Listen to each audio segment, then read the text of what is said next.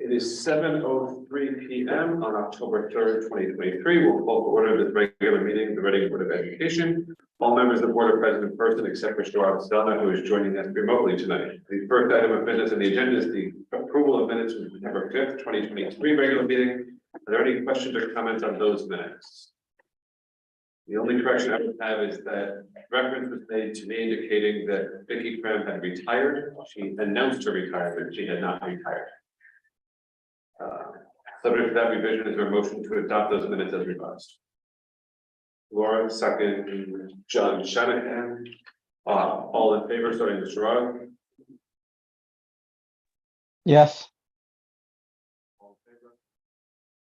Very unanimous. The minutes are approved. Next item on the agenda is public comment. Any members of the public wishing to be heard?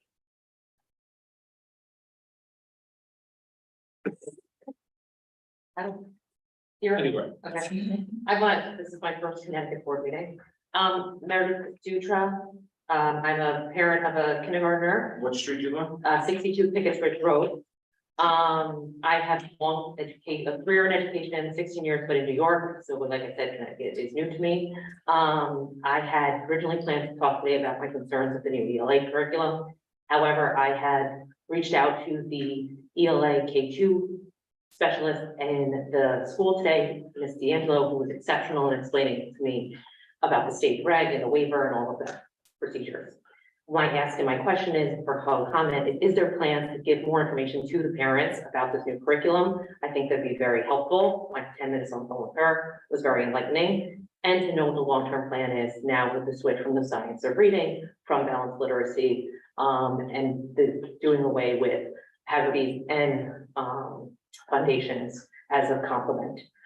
So my concern is looking at that holistically and what's best for our children and differentiation. So thank you. Thank you. Any additional public comment? Hearing none, board member comments. Great. Right on to administrative reports. Dr. McGinn. Good evening, everyone. We're excited to present our student achievement reports and our district and school improvement plans this evening to you. So therefore, our administrative reports, usually we hear from our two leaders, our two principals. However, what we'd like to do instead is ask you if you have any questions about their reports, because they are going to be featuring or featured during their presentation tonight. So anything in particular that you'd like to hear about in terms of the report that they provided to you? Okay, all right, moving right along. I know that Dr. Pearson Hugo has a short update. And so I will do the same. I provided you with an overview of the professional learning activities that will be taking place this Friday. This Friday, we don't have school for our students, and our teachers will be engaged in professional learning. Much of that will focus on understanding the CCT and the evaluation plan and creating student learning objectives for the year. So much of our presentation tonight with respect to the district improvement plan and the school improvement plan will be alive and well in our schools on Friday as teachers work on their slows. Any questions? Okay, then moving right along, our last administrative report, which we won't skip tonight, is Mrs. Grafani, who can give you some information on how we ended our fiscal year 2023. Actually, that's also on the agenda. So perhaps we could do a preview. But if you want to talk about current year now, Okay, there we go. Just split up that way. Okay. Absolutely. So for our current year is going as anticipated. I'll pass that laughter.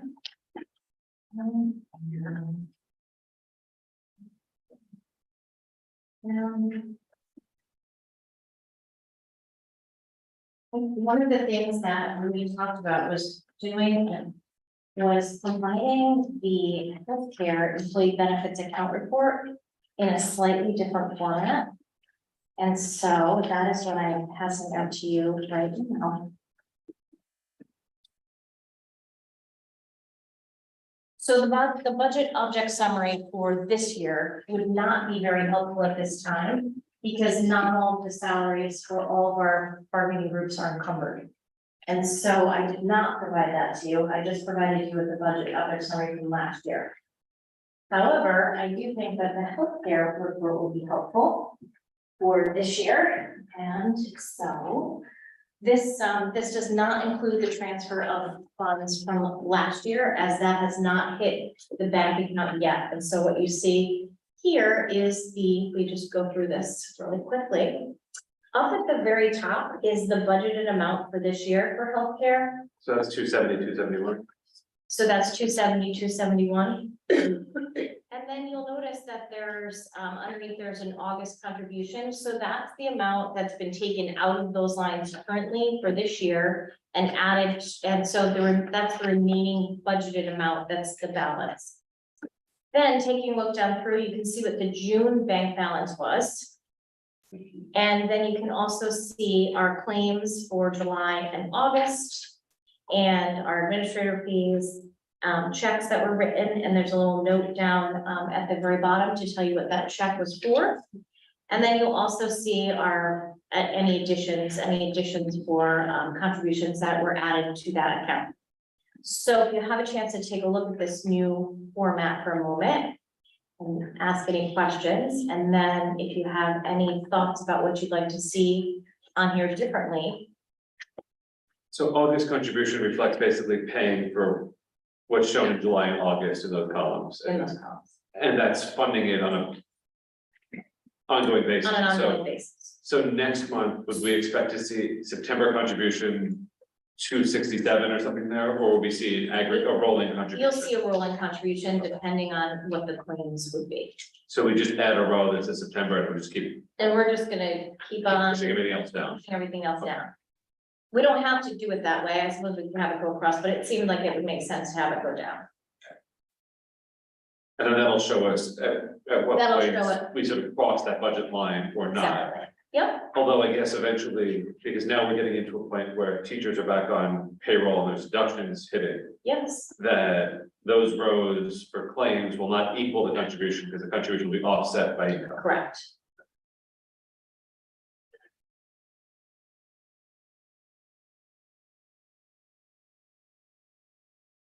Well, so this should help answer more questions, hopefully, than create more questions about, about the health benefits account. I guess one question I'd have about the nomenclature in this, in the addition section Yeah. is employer premium contributions. When we're using, and then retiree premium contributions, that's payments into the claim fund. That's really. payments into the fund, yes. And then our stop loss premium, which is really the only pure premium that we're paying here. That sits outside of all this, or is that part of the fees? That's part of the fees. Okay.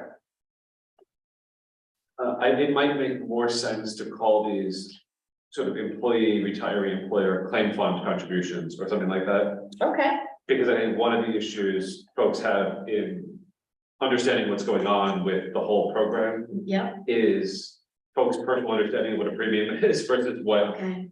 Yeah, this really is, which is not quite that. contributions, okay. Good suggestion. Or just take the word premium out entirely. Right, because we know what it means, but it means different things to different people. Got it. And instead of additions, might just call it income, like, income to the fund or something.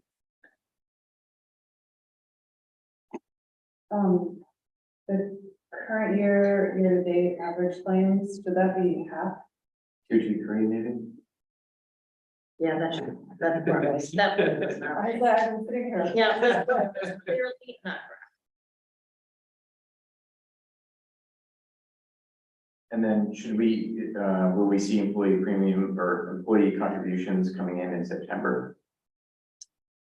You probably won't see it because we took it in August. You'll probably see it right around November. We really draw down from the account and the contributions. Depending on what the claim balance is. That's not meant So- to payroll. It This is, is another one of and these it is, fuzzy and it's areas. not, so it's a little, it goes into the account, but we don't always draw it down. But see, I think it's helpful to see it posted, because it's money that exists. Yes. And whether you put it into the account that's writing the checks or not, Doesn't mean the it's money still- doesn't exist. It's still posted, Right? Yeah, okay. Because I get why we don't see it for July, but Yeah. for September, for August, you probably see it a little bit, and then in Yeah. September, you see it for real, and that starts giving you an idea of where that curve goes.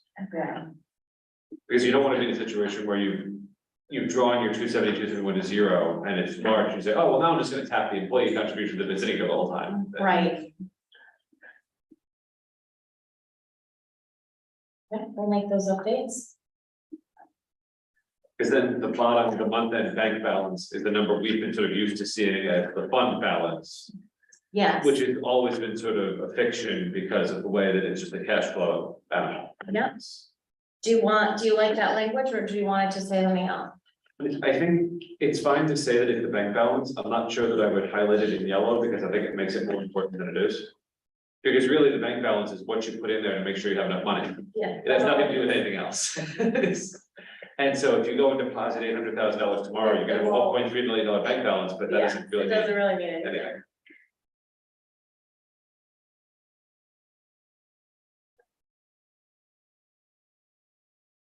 would we instead wanna use that line to show sort of like how we're tracking against the budget for the year? Because what I'd like to see is if we budgeted $2.999 million, what's that divided by 12? Yeah, And okay, then what's our projected employee contribution? If it's, $50,000 a month, whatever it comes out to.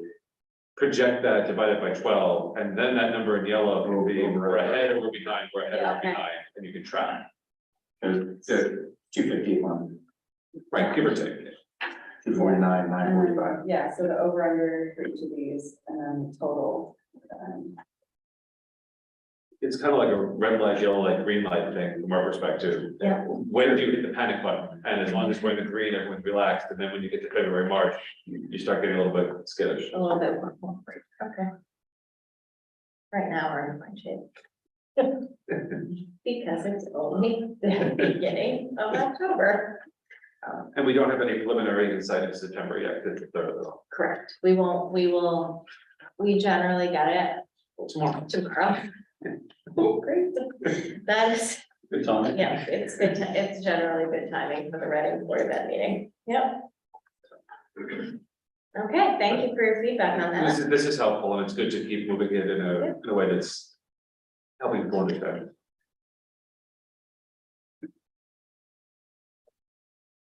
Anything else on current year financial?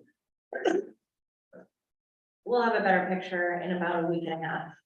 Once all, right, right in time for Easton's board ed meeting, and all of that will be in there. Would it be helpful for me to send that to you when it's in sort of mid-month? Or is it better to wait and talk about it? I think it would be fine. It becomes more mission critical on the back end of the year than Yeah. now. We're not gonna make any major deviations if we find out we had a bad month of September, October 10th versus November 2nd. Okay. Sure.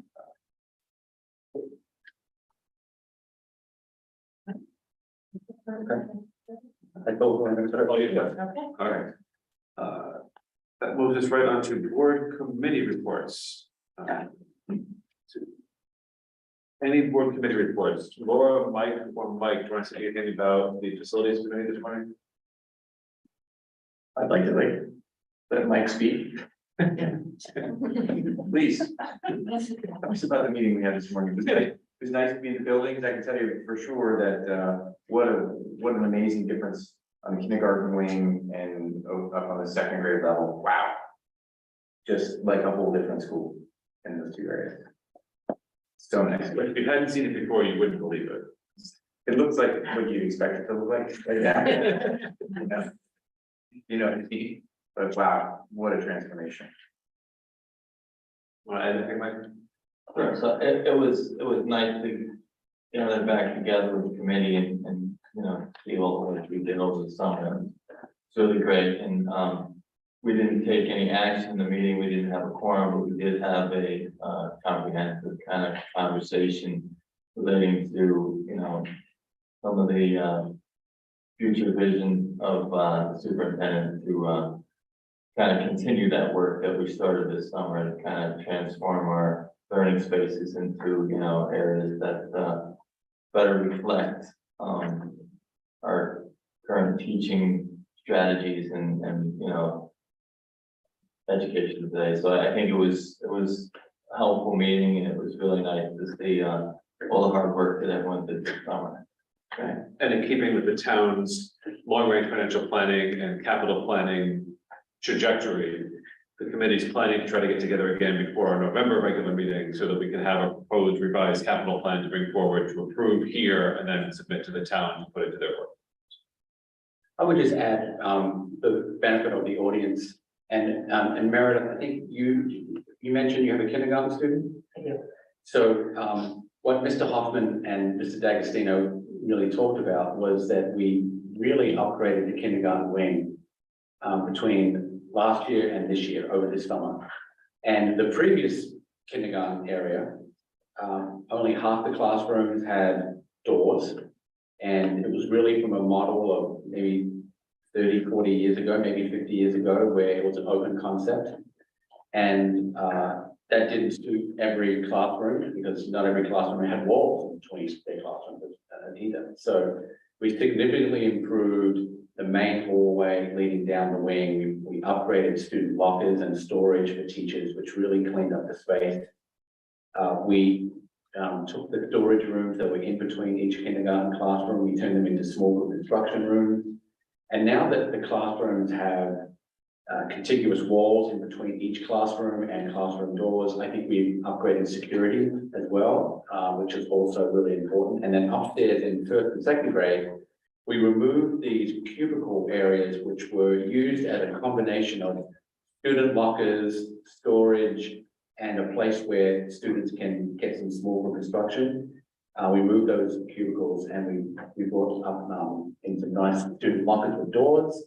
And the goal is to make that space more user-friendly, so you can have large groups of students meet outside classrooms and to upgrade the furniture to make it more collaborative as well. And so one of the things we talked about in the facilities meeting is kind of what's next. We made some really good strides towards updating our learning spaces this summer. What should we do next over in RES and John Reed? And at John Reed, the chair that you're sitting on today are brand new or part of the project, and the tables behind you and the tables that we're sitting on are an example of that project as well. And if you walk into the library tonight, you also see some additional furniture that we added to John Reed Middle School. And the goal here is to look at our classroom spaces over the next 5 years and to systematically upgrade all of those spaces as well. So that's why that conversation is really important. And that's just a piece I would just add. We also got to see it in action. We were downstairs at 8 a.m. and the buses were like unleashed. Unloaded. And there was enough room. The hallways were clean enough down there that, you know, there were students, you know, unpacking backpacks, putting on their sweaters, taking off their sweaters, hanging them up in their lockers, and then going in. Saw them use the smart boards, Or lunch. going over to the smart board and dragging their name up to either hot lunch or I brought my lunch. Really kind of neat. Just seemed like, I don't know, the whole thing was well organized compared to before, where there was a lot less space in that hallway and a lot more things out there. And maybe the students loading and unloading in the classroom while they're trying to, you know, get them going on the day's work. So big change for sure. The other committee reports. Did we cover curriculum at our last meeting? It occurred before. Before the It Easter was break, so before, so no, we did not. Okay, okay. Well, because you gave the update, I think, on most of the like substantive material. Yeah. Okay, so the curriculum committee met, I think, like 6 weeks ago at this point. It was great. 3 weeks ago. It was Eddie. Oh, yeah, okay, sorry. And no action was taken, but we covered some of the science of reading updates. And we've got a little bit of info on how the math curriculum is going. And what else did we talk about? We talked briefly about the 5-year curriculum plan. Oh, okay, and then, yes, and we talked a little bit about the 5-year curriculum plan, where we're at in terms of getting everything uploaded onto the website for parents and community members to access. And where we're at with assessing each of the different curriculums. I think some of them are coming due in the next couple of years.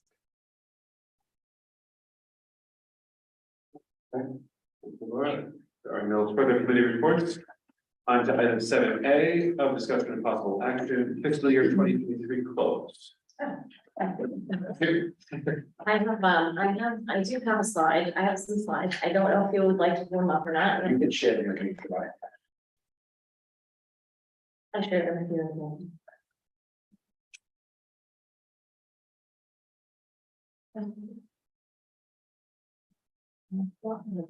So Canva does not finish, all the kids have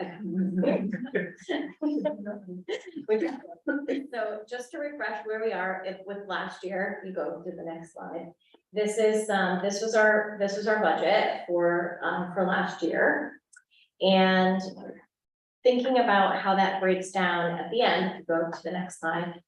We actually, this is just an overview of the unexpended fund allocations that you decided on for last year. So that's the courtyard, the JRF, this project here, the interactive whiteboards in the kindergarten space, the new gators, Chromebooks, some playground equipment, an additional contribution to the health benefits account, and then returning 50,000 to the town of Reading.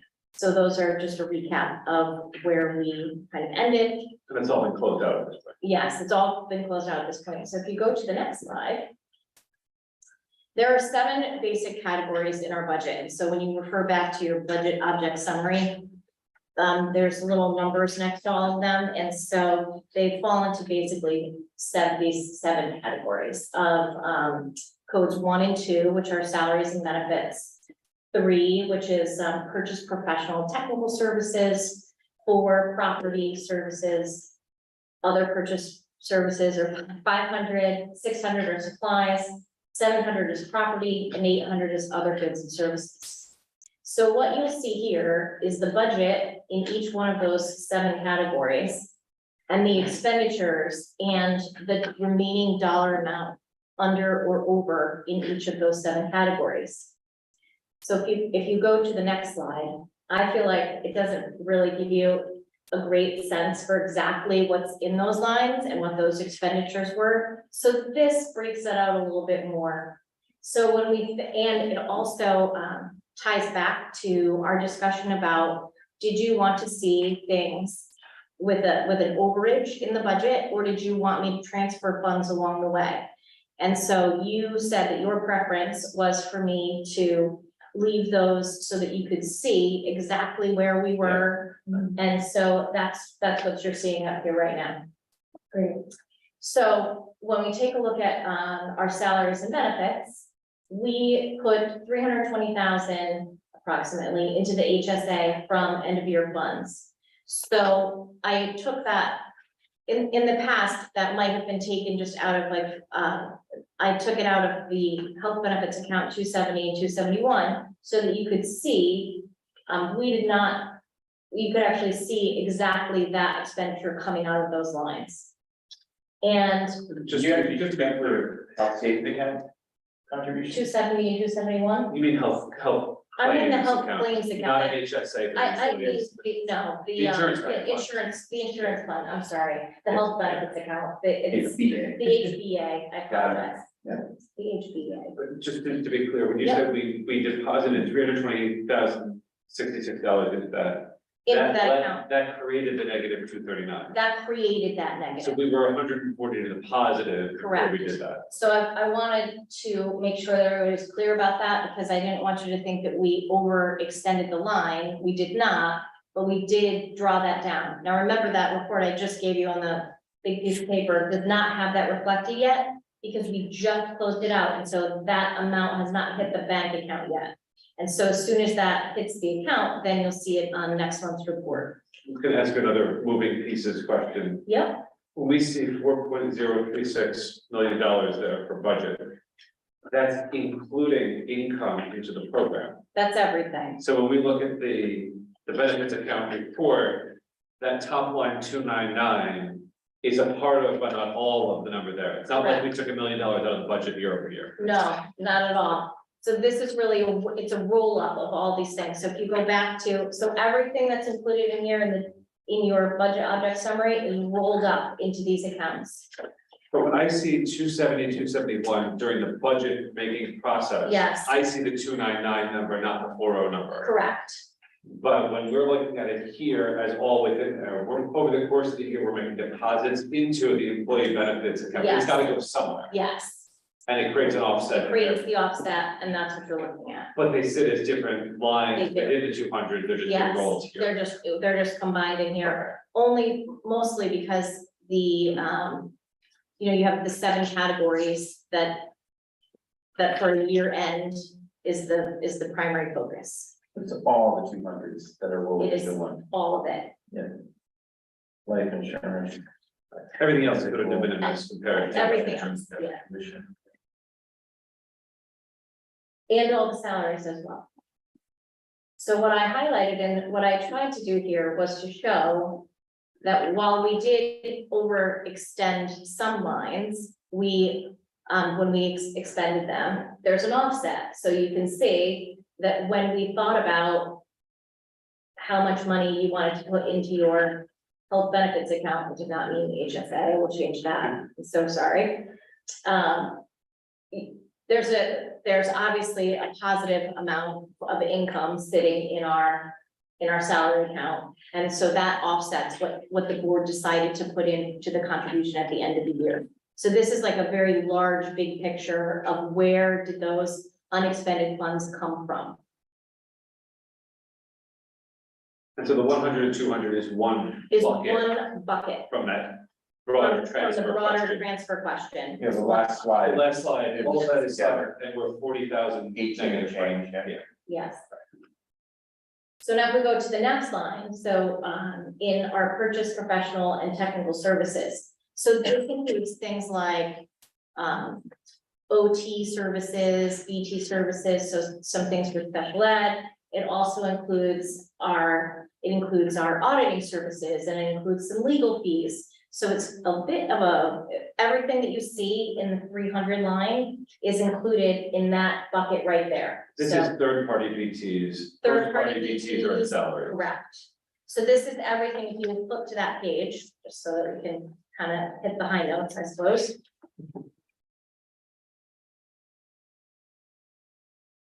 This is your legal audit services. There's also, it's interesting how we put them all together. But this is what's included in the 3 series. So it also includes, there once was a line in here that was specifically for for tech services. So in there, that tech services line of $10,000 is really for professional development for technology specific lines. So that's what that is. Sarah, what is other professional services? So other professional services where you see that in that 330 line, that's where we're bringing in outside consultants to help facilitate what we need for our students.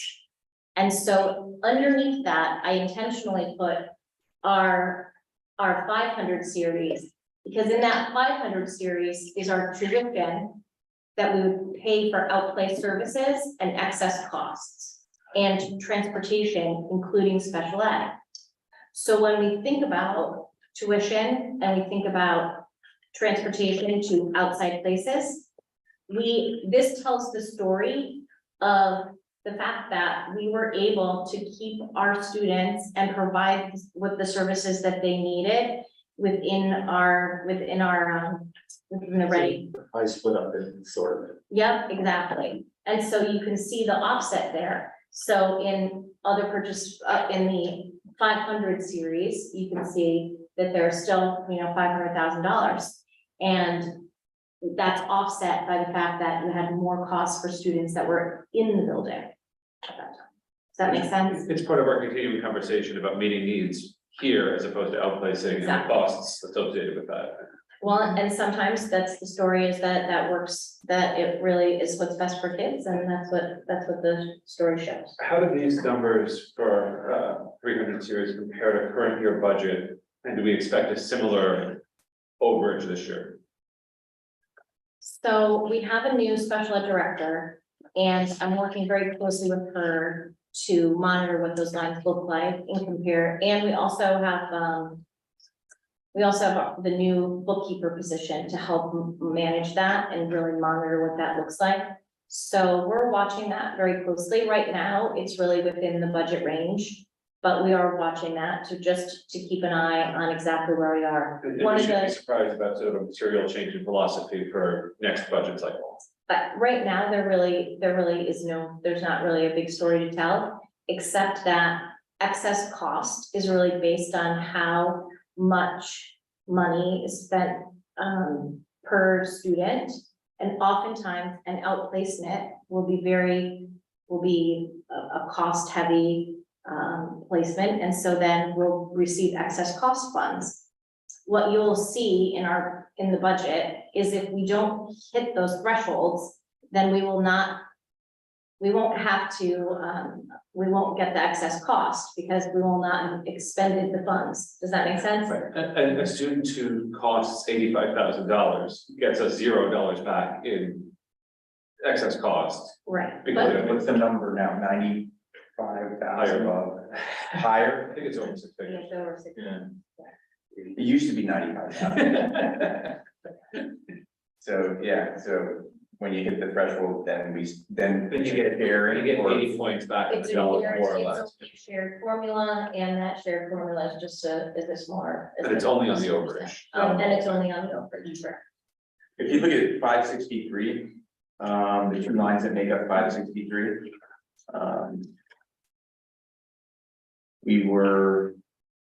We had a lot of unexpended funds there in tuition, private school.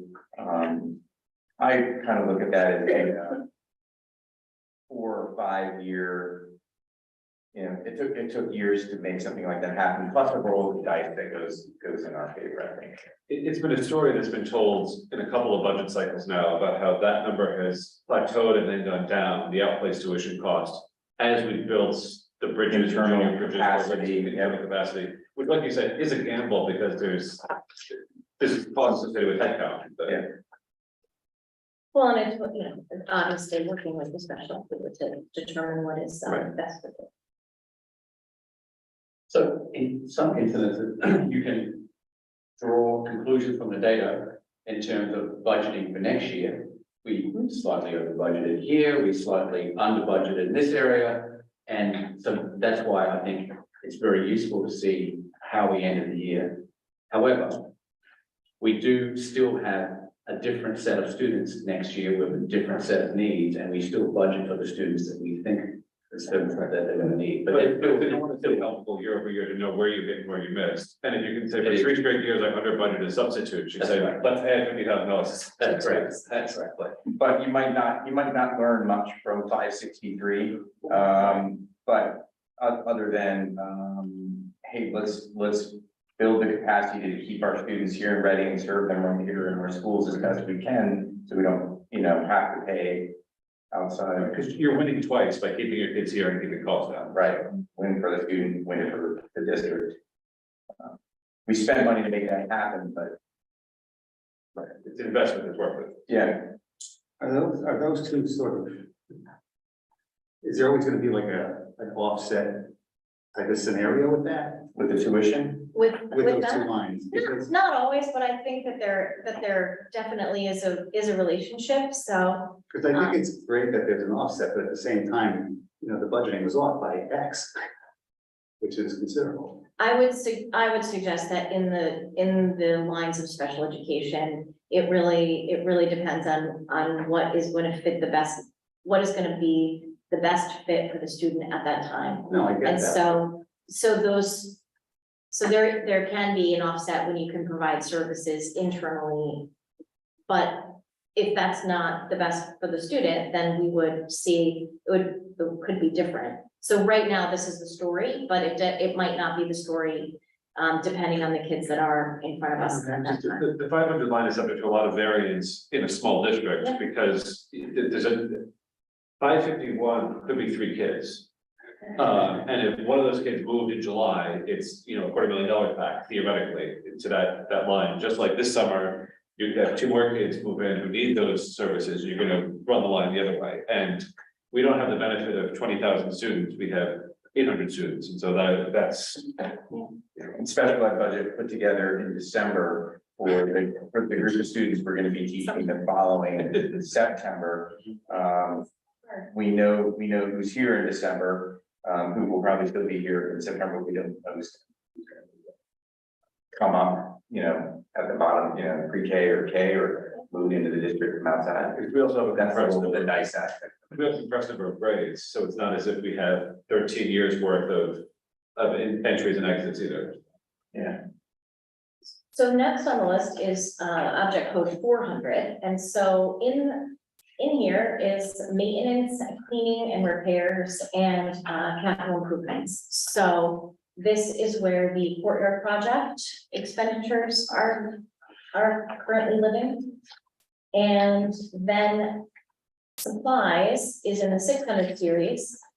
And there is, that's where books and utilities live as well. So one of the cost savings there was that we had a very warm winter. And so you'll see that we did not have to expend as much in heating than the prior year. Obviously, we planned for cold weather, but it's great when it's warm. So those 2 things, you can kind of see where the unexpended funds came from that you were able to use from one project to the other. So I tried to group those together. And then last but not least is our property code, and that's in 700 series. And so in that grouping, you see software, you see equipment, the furniture that you're sitting on, the whiteboard replacements, the Chromebooks, that's where those expenditures were drawn from. Looking at heating oil, because you mentioned it, did we really only spend $22,000 to heat this building? Well, so I would suggest that sometimes some of the heating lines were being coded in an incorrect place, but we did fix that for this year. That's a good deal. It's a really good deal, is what that is. That's an You amazing. also go into the winter with the tank. Right.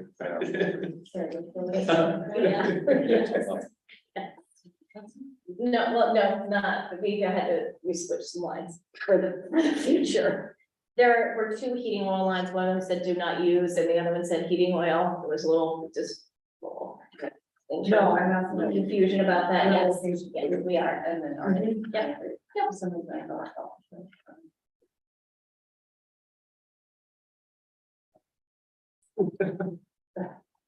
So that is an overview of all of the 7 categories and where we are ending the year. So we're returning $50,000 to the town as directed, and then all of our year-to-date expenditures, including what we then took and put into healthcare.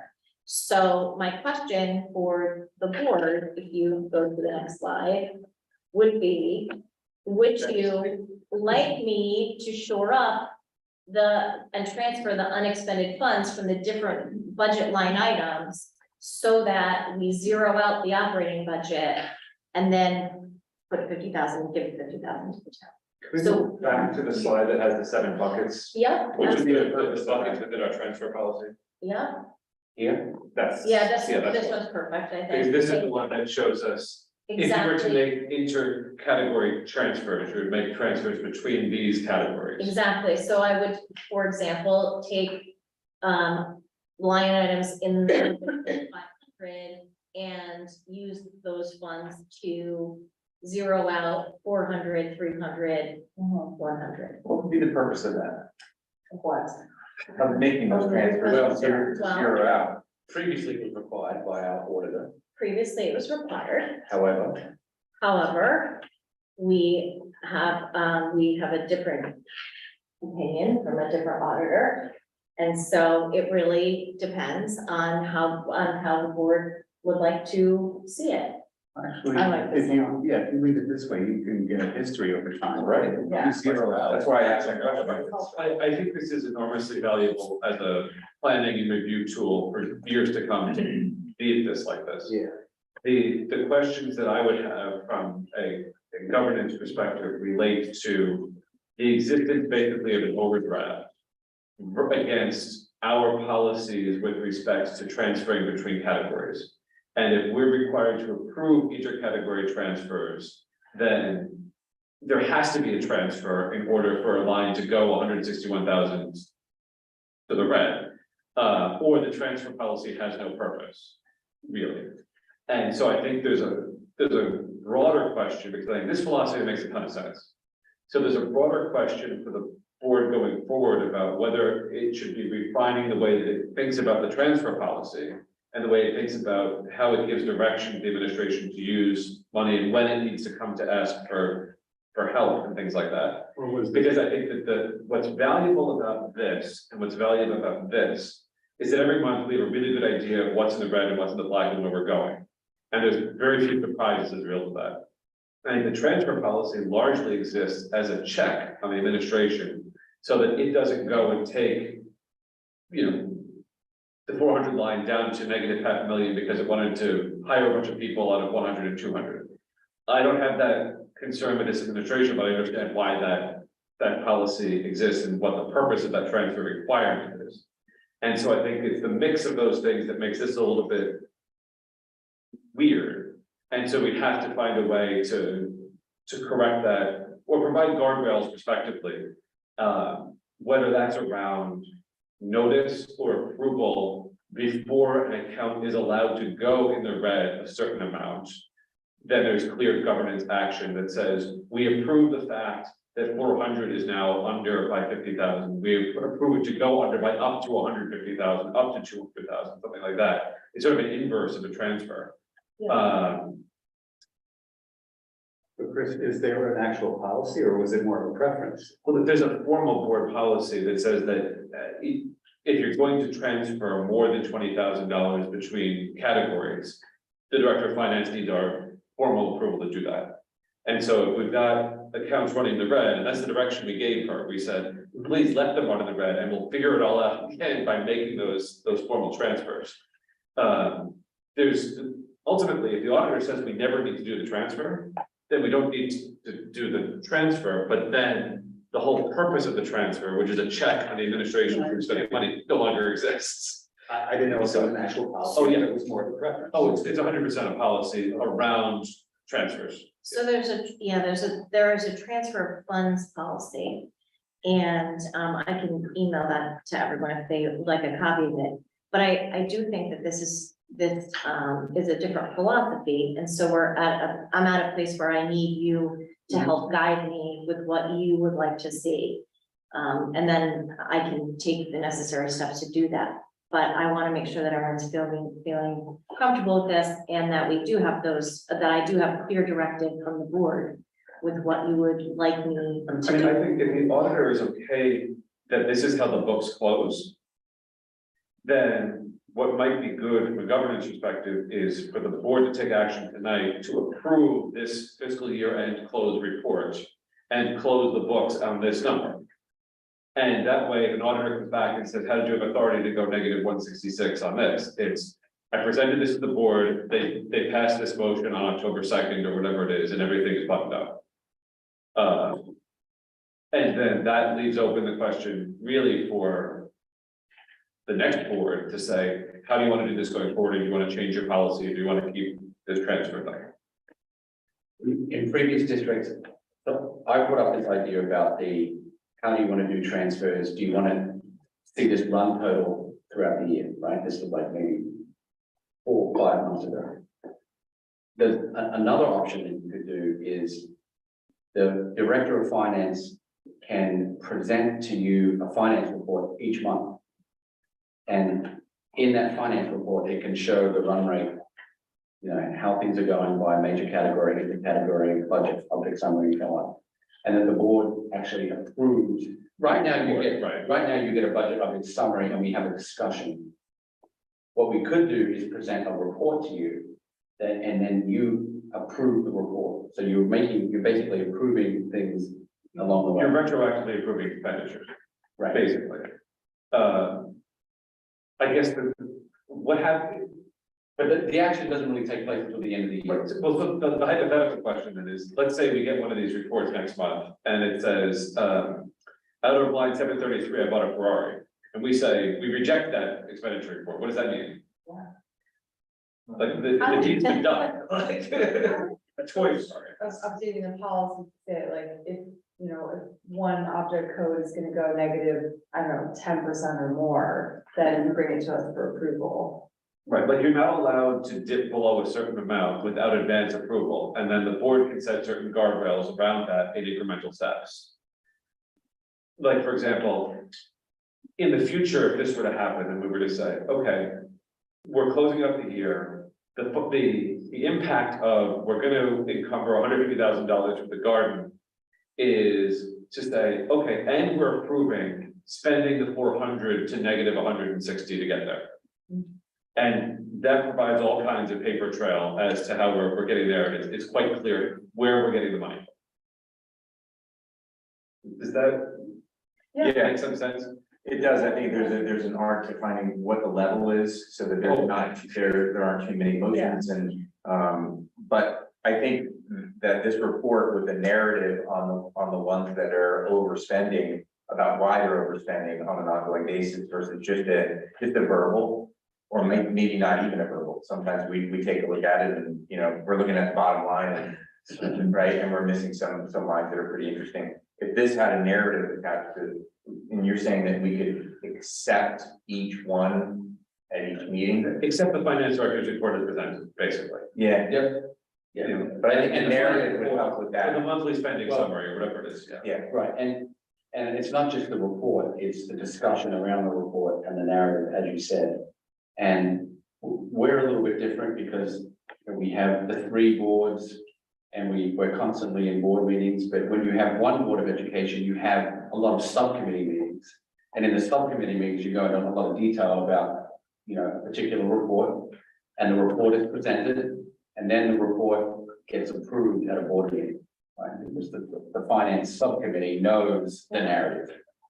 I would caution though, I would be in favor of finding a practice that is palatable to all three boards. So that Reading doesn't do it one way, East doesn't do it another way, and Region 9 doesn't, you know, do it a third way. We would like that too. Because I like these human beings and I want to keep them here. So I think this is a valuable discussion. I think it also needs to be sort of escalated to representatives from other boards to see if we can come to a consensus as to the right philosophy around this. And they might have ideas that we're not thinking of that get us there. But in general, I'm in favor of the let it ride approach from a planning perspective. But we can present you with a policy, a couple of policy ideas that, what are these ideas down on paper? Perhaps we could talk about it on the 24th.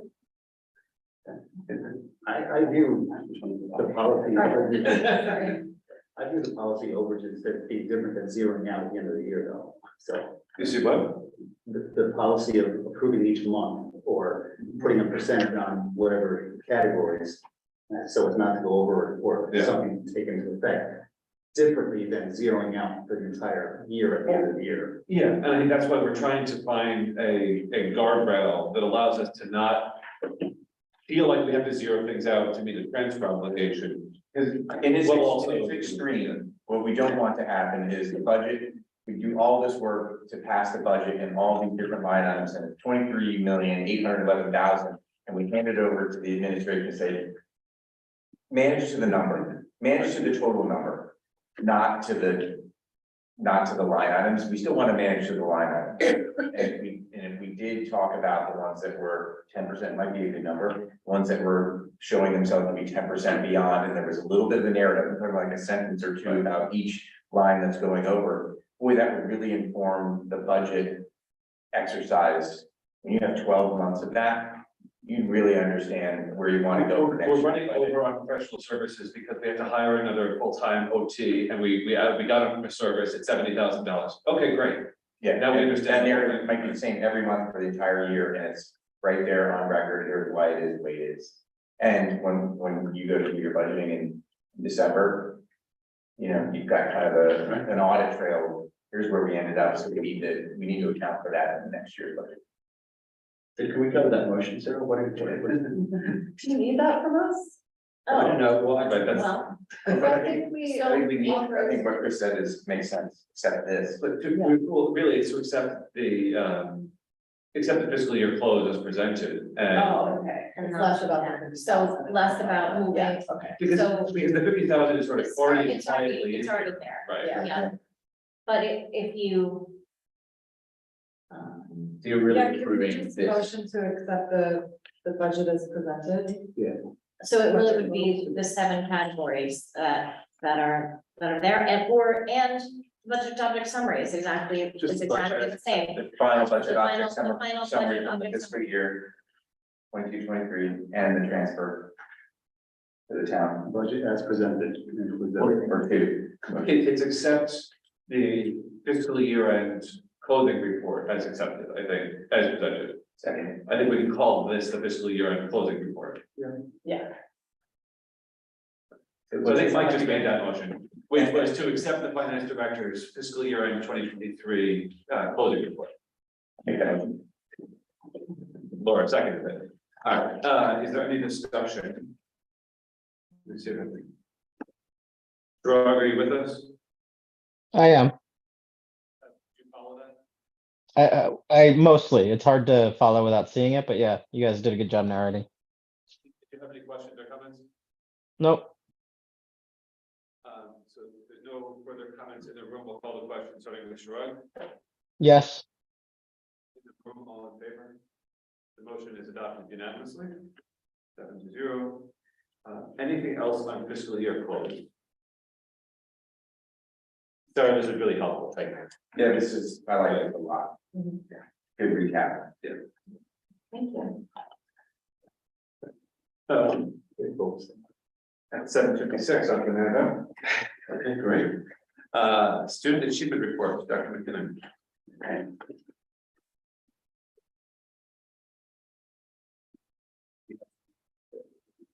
I'm gonna share this to the stream.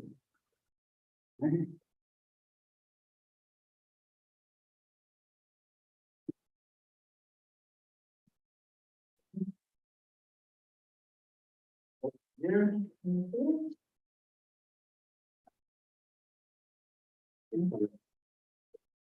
Presentation.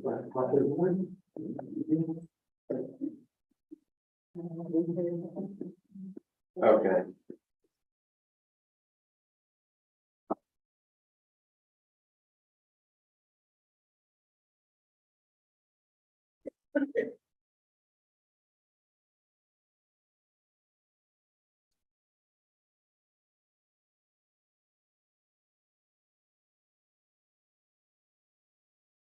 Good evening, everyone. You should have a copy of our presentation. We're delighted tonight to discuss student achievement along with our district and school goals.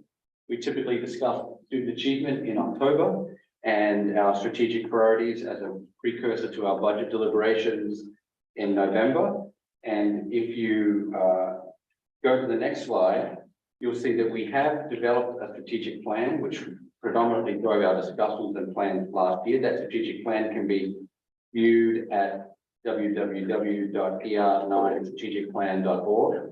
And one of the very first things on our strategic plan is the ability for you to view metrics, because we do want to identify the strategic plans for our schools, but also keep in mind the metrics that we have and the student achievement metric that we're focusing on. So we did identify where we are currently, what our goal was for this year, and what our goal is for 2026. So if you go to our strategic plan, you'll see a set of metrics in the front page. For tonight's presentation, we'll divide it into 3 parts. Part one will primarily review our standardized assessment results. Part two, I'll introduce our district improvement plan, or our DIP. We'll talk a little bit about high impact instructional strategies. And in part three, our school leadership team will introduce some of their school improvement plans.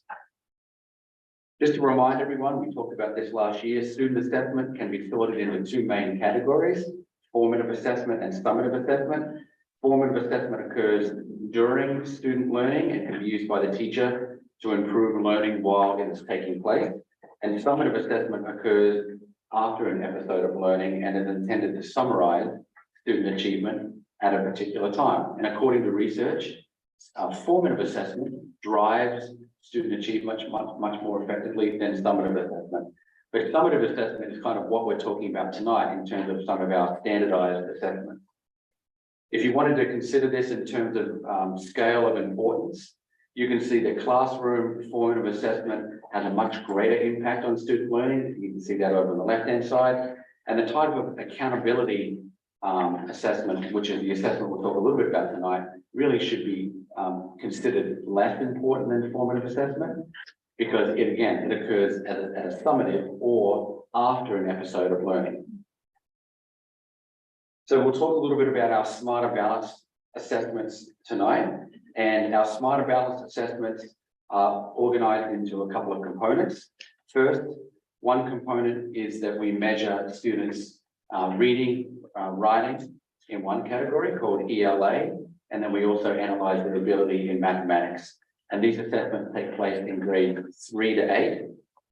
The other type of standardized assessment that we'll talk about today is our next generation science standards, which looks at measuring science achievement in grades 5, 8, and 11. And these assessments were given in the spring, so around May of last year. The Smarter Balance assessments are really organized into these main areas. As I said before, English language arts looks at the domains of reading, writing, speaking and listening, research and inquiry. And mathematics, you look at concepts and procedures, problem solving, communicating, and modeling and data analysis. Each of those domains can actually be broken further down into smaller areas as well, which we'll touch on briefly. The results are reported to you according to 4 levels. Level 1 is when students don't meet a particular standard. Level 2 is when students are not quite at the goal, but they're approaching the achievement standard. Levels 3 and 4 are meeting the achievement standard or exceeding the achievement standard. So when we report to you tonight the percentage of students meeting goal, we really mean the percentage of students in levels 3 and 4. So getting right into our assessment and how we did, this slide shows our English language arts scores for Eastern, Reading, and the DERG average for all students in grades 3 to 8. The DERG reference group is no longer really recognized by the state of Connecticut, but it does include districts that are similar to us in some demographic indicators. Those districts include Darien, New Canaan, Richfield, Weston, Wilton, Westport.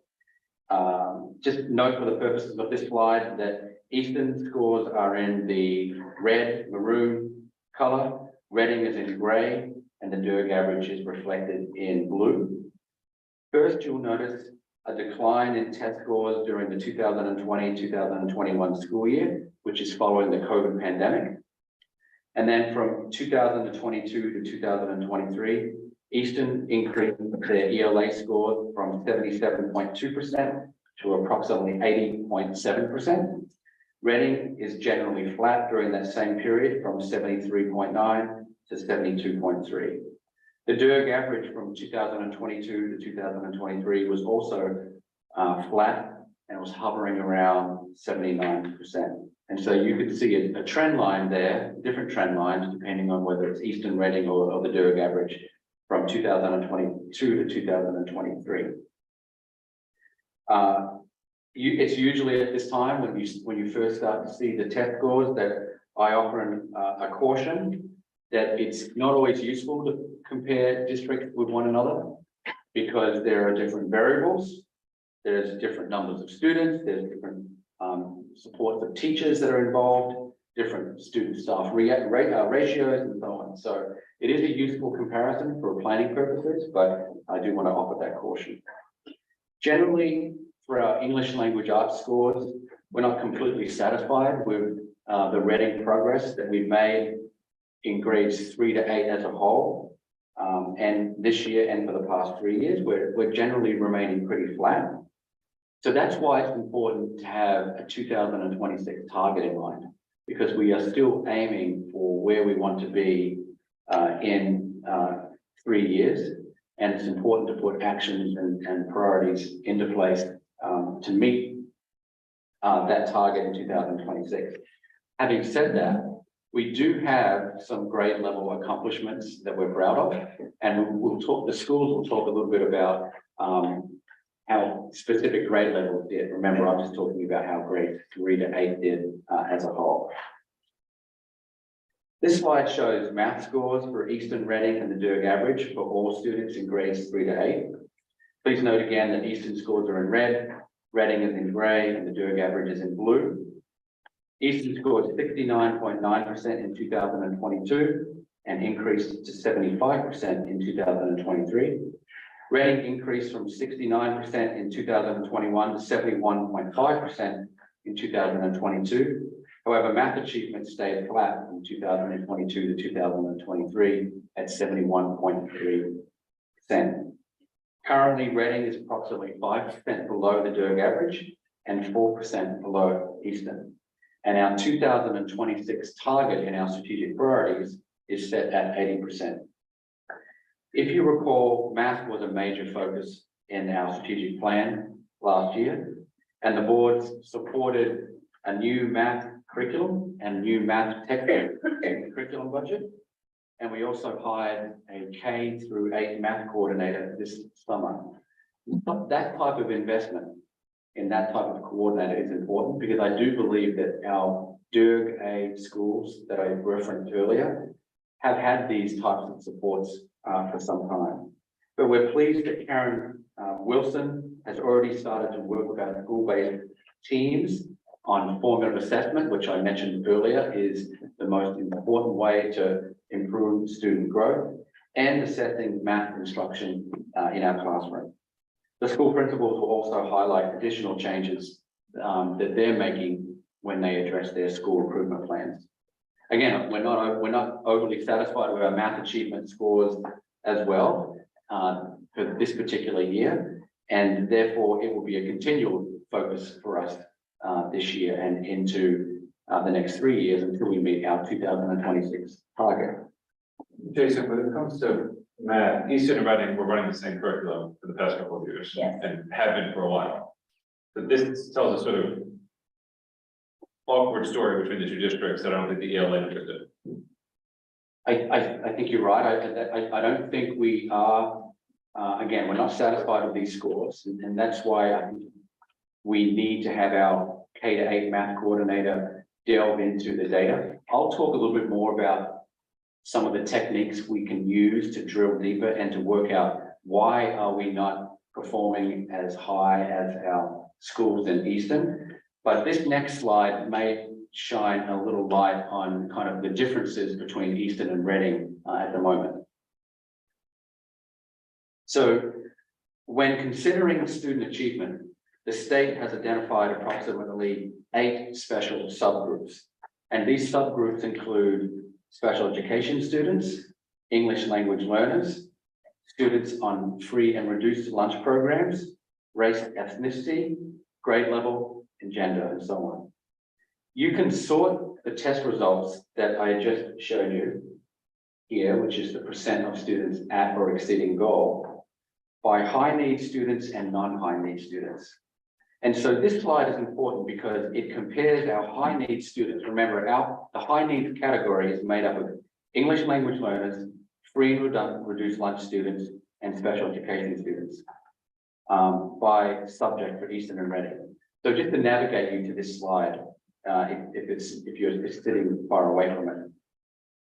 Row A represents high need students for Reading, going across horizontally. Row B represents high need students for Eastern. Bottom right, Easton Math. Bottom right is Eastern Math. Yeah, I'm gonna talk about that in the slide, in the coming pieces of information, but yes. Reading ELA is on the left, Eastern ELA is on the left. Reading Reading Math is top right, and Eastern ELA is bottom right. Easton Math. Eastern, yes. Yeah. Do we have, And hold on, let me keep going though, because I've got like, I'm answering these questions. So let me get to the end of the slide, then you can delve into this, right? So the colors in the bar represent the levels that I talked about before, right? So red is below goal, yellow is approaching goal, green is meeting goal, and blue is exceeding goal, right? So to the left of the green line, we can compare Reading ELA students A to Eastern ELA students B, right?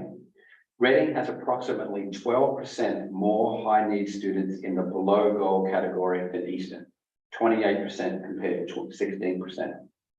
Reading is similar to Eastern in the yellow and green categories, which again are approaching and meeting goal.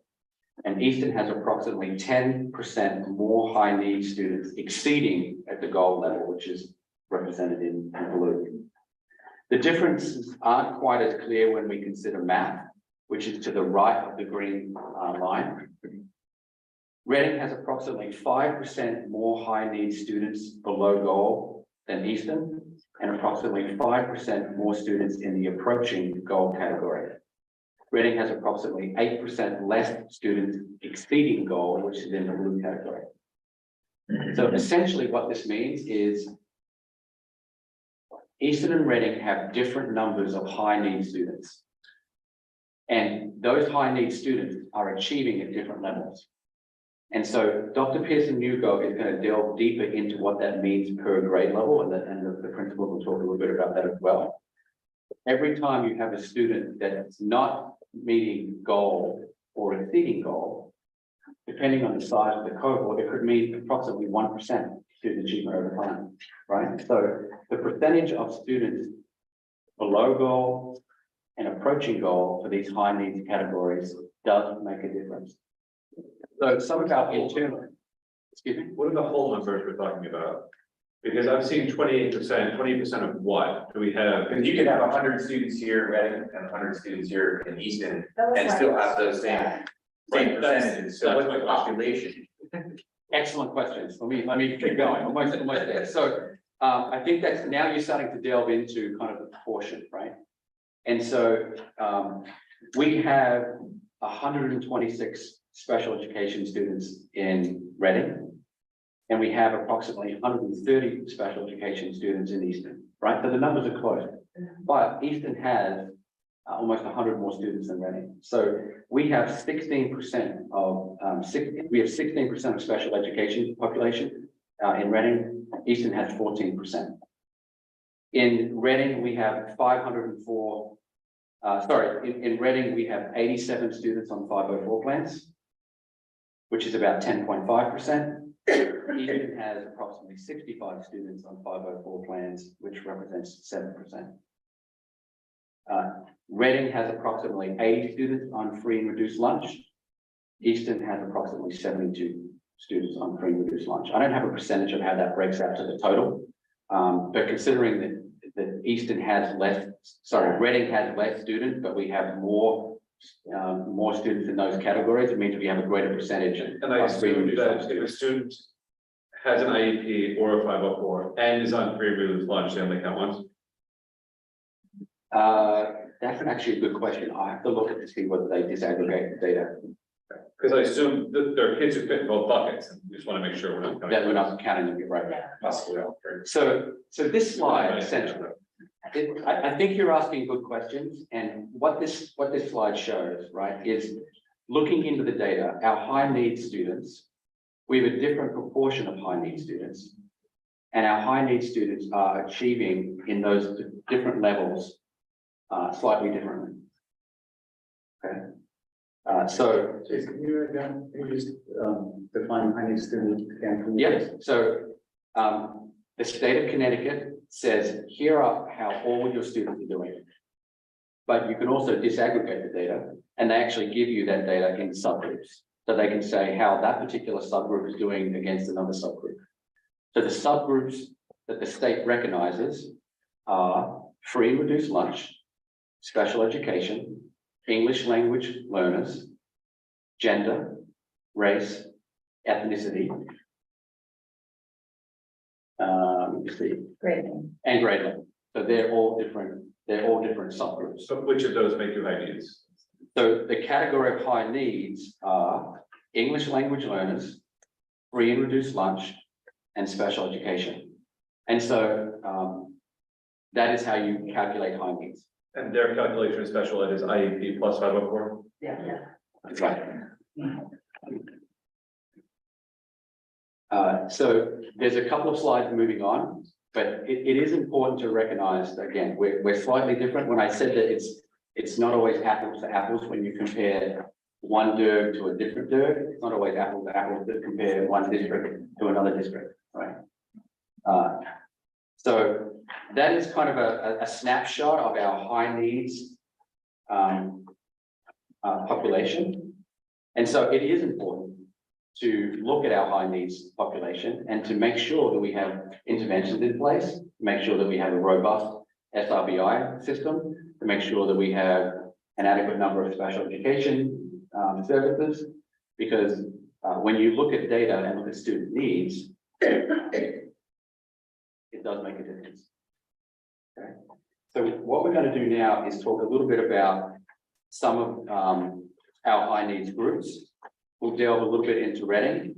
Dr. Pearson-Hugo is going to talk about those high needs groups, and then we'll ask Melissa and Kim and Jennifer and Kyla to come up to talk about some of our cohort data. And then I'll also talk about how students are doing at each grade level and some of the accomplishments and improvements that the schools are going to be wanting to make.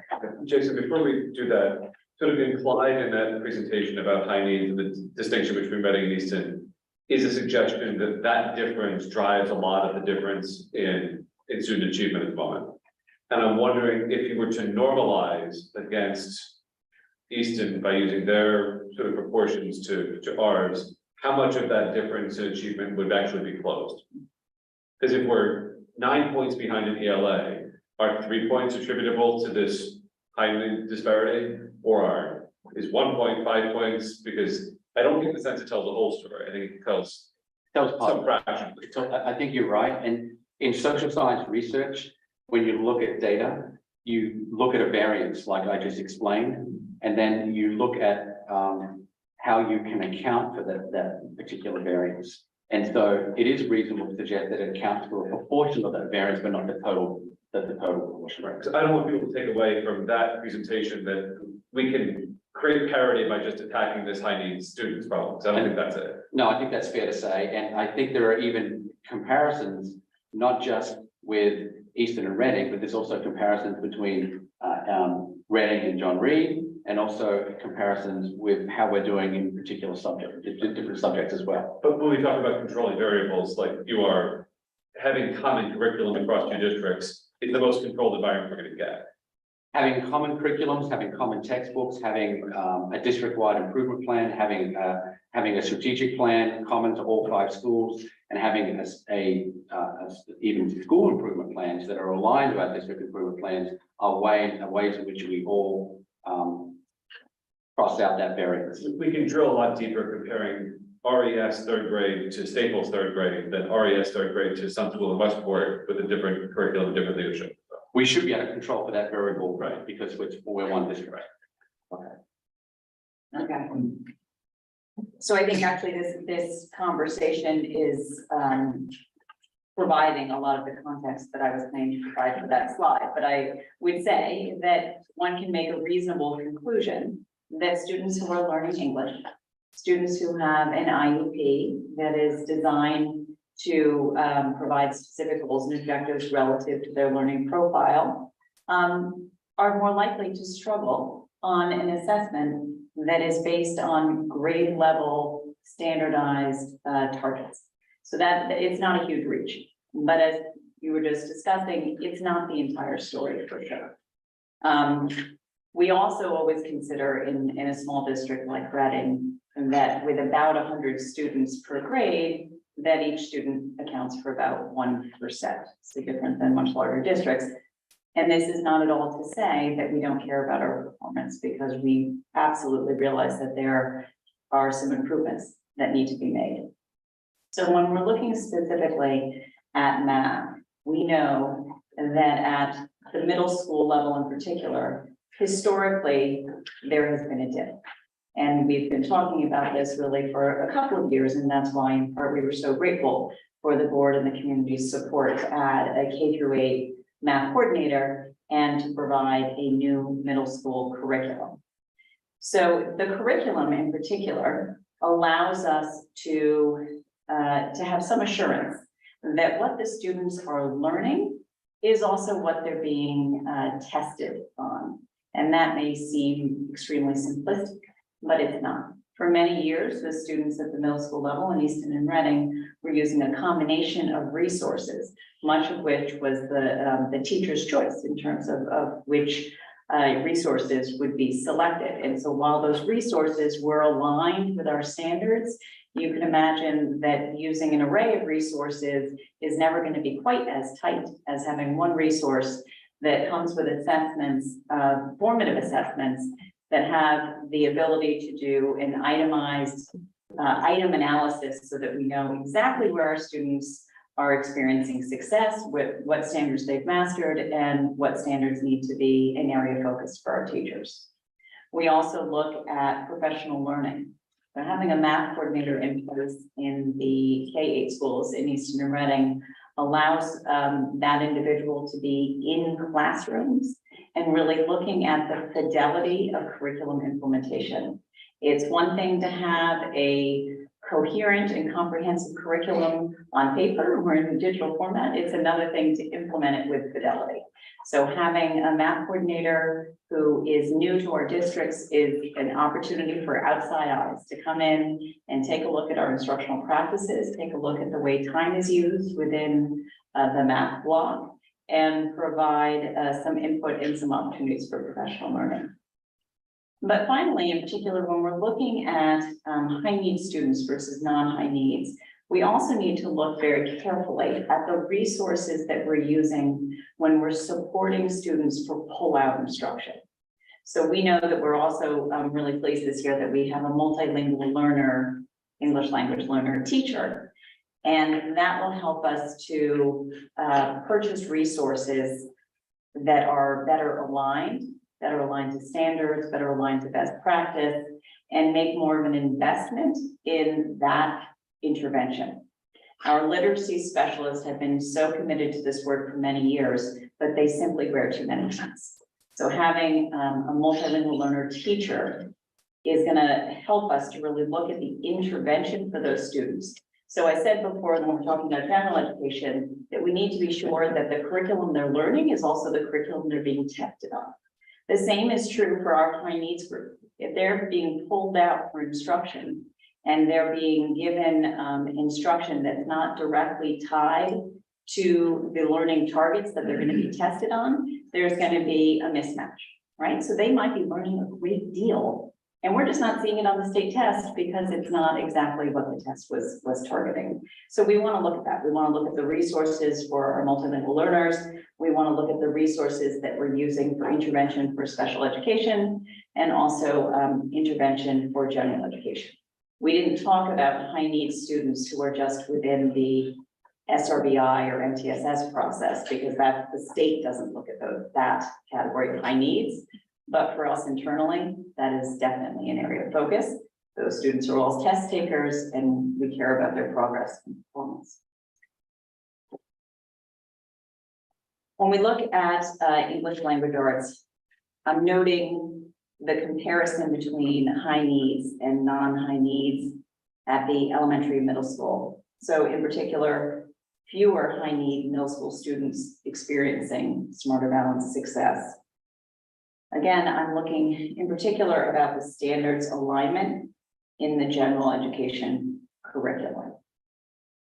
So curriculum implementation and the fidelity of curriculum implementation is a focus for our building leaders and for our content specialists.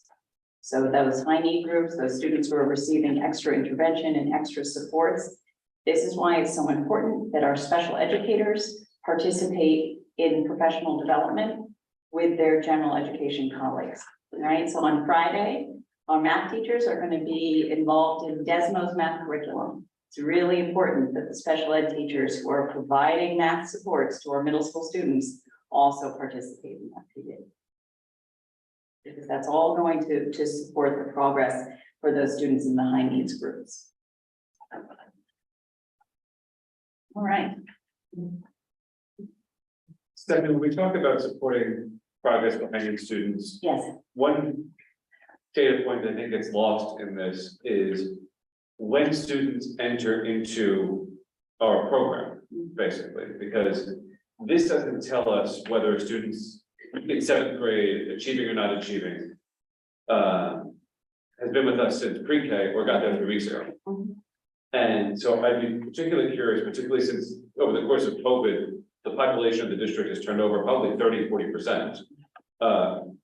What percentage of those students have benefited from sort of the ELA instruction all the way down at RES versus I got here in 6th grade, took with me what I knew from somewhere else, and that's guiding my achievement. That's a very interesting question. So there used to be a report that we could run on EdSite that would allow us to look at a stable cohort. So we could do what was called a matched cohort study, and that would only look at the performance of students who were stable and in the system. And it then, kind of culled out the students who have sort of move in, move out. And I could look into that. I'm not sure that that report is still available, but it's a great question. So I think there's lots of opportunity to improve all through here, and in trying to identify where to target that intervention. Identifying sort of false indicators is part of that, and I think that if we can prove or identify where there are shortcomings in the lower grades as they go up, that will help target that intervention more than sort of spraying wildly at everything and hoping for something. I will, but you bring up a good point. We have seen a change in our demographics over the last, 10 years, but in particular over the last 5 years, and many more families moving in and some moving out. And that certainly has an impact, even just on curriculum adjustment, not to mention students who may have moved from a truly traumatic situation in another country into our schools, sometimes without records, right? And so we're just casting the net and providing all the support that we can. But certainly, when you look at it, every single student, each student has his or her own story. Right, and we can learn from both sides of it. We can learn from where students who have been with us forever are struggling, and we can identify where to target intervention there. And we can, it's not excuse making, but we can understand why some of these achievements might not meet our expectations if they're coming from a different district or environment or whatever. Yeah, we can. We also look at, just even in the first 2 years of our elementary math resource being implemented, it has a much tighter standards alignment, and we've seen some real gains in our students just building that foundation, that conceptual understanding that we certainly believe will feed forward to the middle school and have a positive effect on their performance.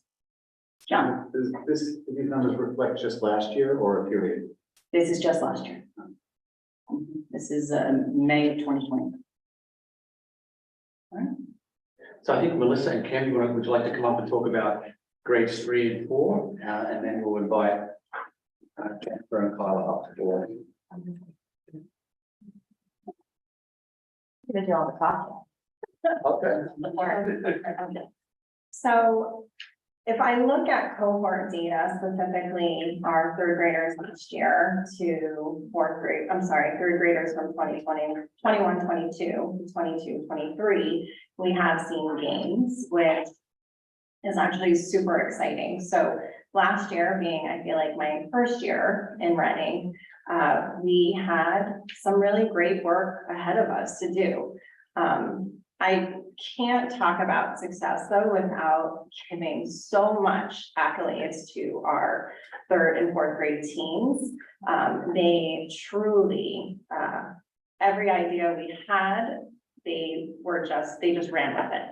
So our 6-time teams ever really looked at claims and targets. And so specifically that means we can see pockets of where kiddos fall short every year, and looking at those trends. And so often that means there's a curricular hole, where we need to supplement our support. I will say an advantage to Envisions, and again, we're just rolling it, this is like the 3rd year of implementation, and similar to what Stephanie just said, the alignment to the standards is tremendous, and it definitely helps support growth. Last year, we talked about, what was really neat was it was also the first year that we had a district improvement plan. So we were allowed to look at a school improvement plan or create one that kind of fed off the district plan. And then teachers created student learning objectives, SLOs, specific to our goals. And so if we were looking at math, we had grade level teams that focused on math for the entire year. And some of their action steps included looking at Envisions, incorporating more of a workshop model. How do we include more of math discourse? We started really beefing up problem solving last year and implementing the mathematical practices and instruction. And again, this was all new learning. And it was really neat to see students' success individually as well. And we were allowed to do all that work because last year we implemented a new schedule. So we have a PLC schedule at RES, meaning that every grade level team once a week engages in collegial discourse, new learning, data analysis. It gives us time to do all of this great work. So it was neat to see. I will say too, something that I'm really proud of is the collaboration we've done with our special education resource teachers. They attend all of our PLC meetings, and they also attend our intervention meetings. So there is much more of a nicer alignment in regards to standards and where kiddos need to go, even if they are in that high need category. When looking at specific data and the way we do interventions, I will say that we had students that were in the red and yellow, and in the red that moved to that 3 and 4 level this year. So when I'm looking at individual student growth, there was a lot of successful stories that I'm proud of.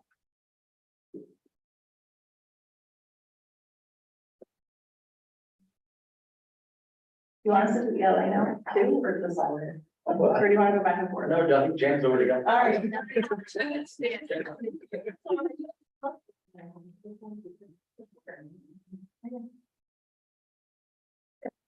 Really didn't speak about complimentary dress before and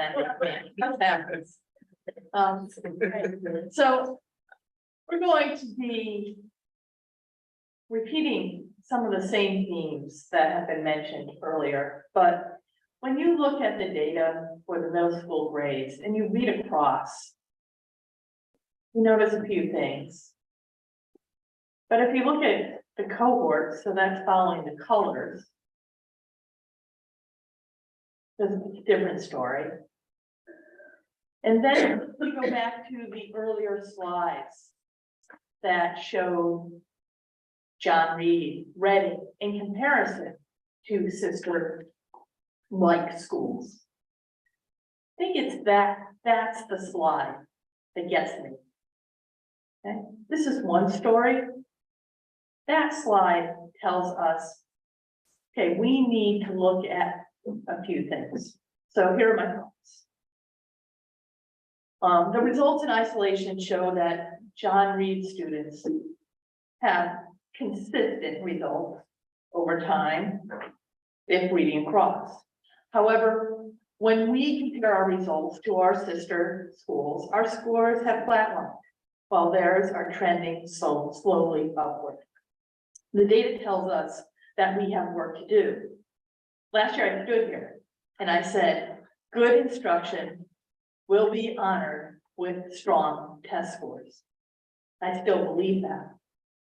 Our emphasis needs to be placed on purposeful instruction that is aligned with the curriculum and state and discipline specific standards.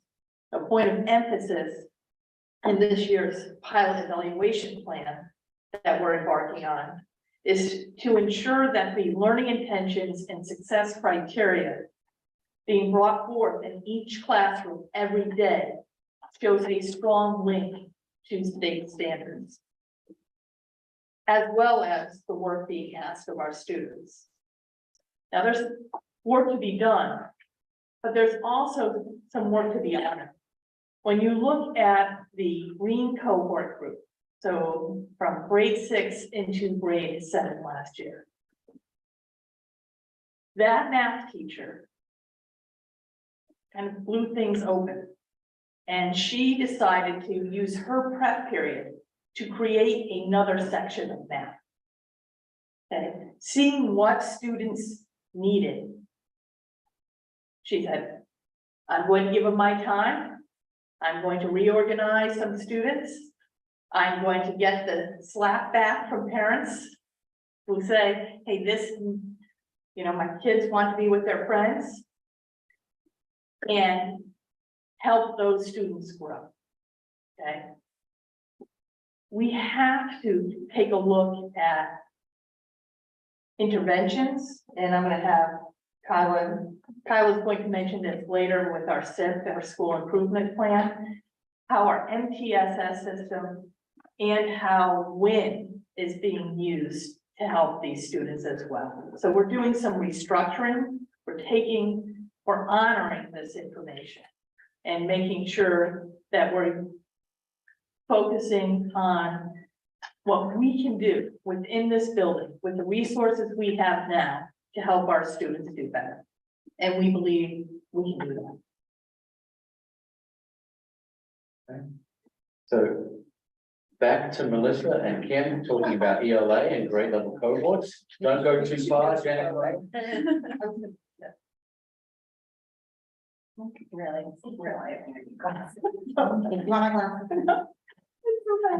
So, it's similar to math data, holy cow. I remember standing in front of you all last year, presenting my school improvement plan, specifically to how I was going to move that third grade cohort that was at 63%. And my goal was to hit them at 75%. And again, that was a tremendous amount of work looking at curricular holes. Personally, I'm pretty excited about CKLA and the pilot and the work that we're doing. I think organically, because that is more of a standards aligned curricular resource, those scores should consistently go up. From the observations and the work that I've seen in classrooms, students are engaged in much more vocabulary rich instruction. Students are reading texts that are meatier, and students are being asked to really stretch themselves in terms of reading complex texts and answering questions, which again are all aligned to ESPA. So I'm hoping that organically, in addition to the work that we continue to do, those scores will continue to rise. I'm super excited, I'm just proud again of the work that we've done this year, again, as part of PLCs. We did an extensive amount of work regarding the science of reading. Teachers have engaged in kind of book clubs that have aligned to their action steps to support their instruction. I'm sorry, my notes are all over the place. Yeah. And then the other thing that we started putting in place last year was really looking deeply at what were some of the gaps that students were experiencing in their skills, and being able to do interventions through MTSS and really targeting those skills and being purposeful about the skills that we were teaching for those students. And we're continuing that work this year because we're definitely much more transparent about our data that we're using, and we're using DIBELS data to really guide that, and that's the dynamic indicators of early literacy. So that really has supported grade 3 to 4 and even our younger grades, being able to really fine tune and figure out what is it that students need. And we're spending time on those skills, so that's gonna definitely improve as well. And I'm impressed with what I'm also seeing when we go in, and Melissa and I have been going in together and providing some feedback to teachers together and really enjoying that. And seeing some of the work we're doing is starting to come to fruition. So it's been really exciting the last few weeks. Yeah, I was last year, I was teaching, sometimes I'll provide feedback and I'll say, let me just show you. And so I was teaching in a fourth grade classroom last year, and then we almost did kind of like a coaching cycle where I was teaching and then she was teaching. And I could get teary because there is like such a proud moment when you walk out of that teacher's room and you're like, holy cow. They really were a sponge, and they took in the feedback and they implemented everything that we've asked of them. And I think it's kind of proof in the pudding that we are doing some really great work at RES. I will say that we also always had an intervention process. Last year, we really tightened it up regarding having our classroom teachers also create targeted interventions and goals with students. And so when we had our literacy specialists pull a lot of our data, we noticed tremendous growth amongst the students who had a targeted intervention goal in the classroom and were also being seen outside by an interventionist too. Their trajectory grew significantly higher than our students who potentially maybe didn't have those two goals. So it's all really great work. We're excited to continue meeting. And it also speaks to the fact that, there's been inconsistent leadership at RES for a really long time too. So I think we're, steering the course, and we're excited to continue the work. Questions? Yeah. Yeah, I have a question. It might be easier if I point to it. Yeah. So I'm not trying to belittle the progress, obviously, but can you explain maybe, or do you have any insight as to what this and this may look like? Because this is obviously, another thing, but this is just the opposite. Yeah, so I can't speak to fifth grade. Right, so That's mine. but so, but. You were next thing. But I will say this, right? So you're absolutely right. So if I'm looking just at fourth grade data, over the last 2 years, we went from 83% to 75%. But realistically, with that cohort of third graders being at 63%, it was groundbreaking that we made to 75%. We did such an incredible increase. So to go from, to be consistent, last year, if I looked at like the math data again, it's been pretty consistent in fourth grade across. That is where our biggest now growth is for next year for our school improvement plan, because obviously we want to continue the trends. But it's really, we're talking about a cohort of particular students that had more of high needs in already. So it would be really, really hard to say, we should have fallen in that 80%. So it is a dip, but that cohort grew so much, if that makes sense.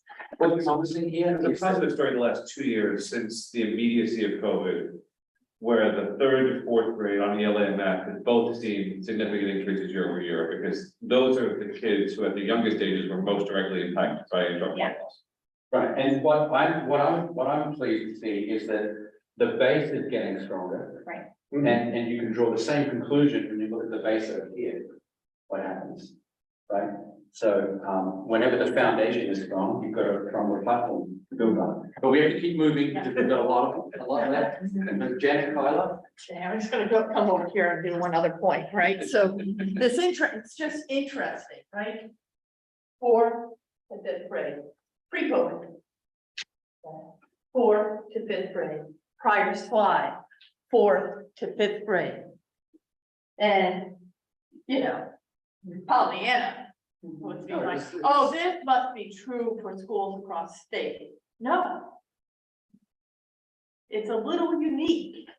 No, but they're the same students though. There may be a couple differences here and there, but you would think that they would at least stay the same. So one thing that we found, and one thing that, when we talked to our fifth grade teachers about, is kids, you have to remember, kids are coming from RES, where they probably have one teacher. They have a classroom teacher, And then they were coming to JRMS where all of a sudden they were put into a middle school model. And they were now rotating between 4 different teachers.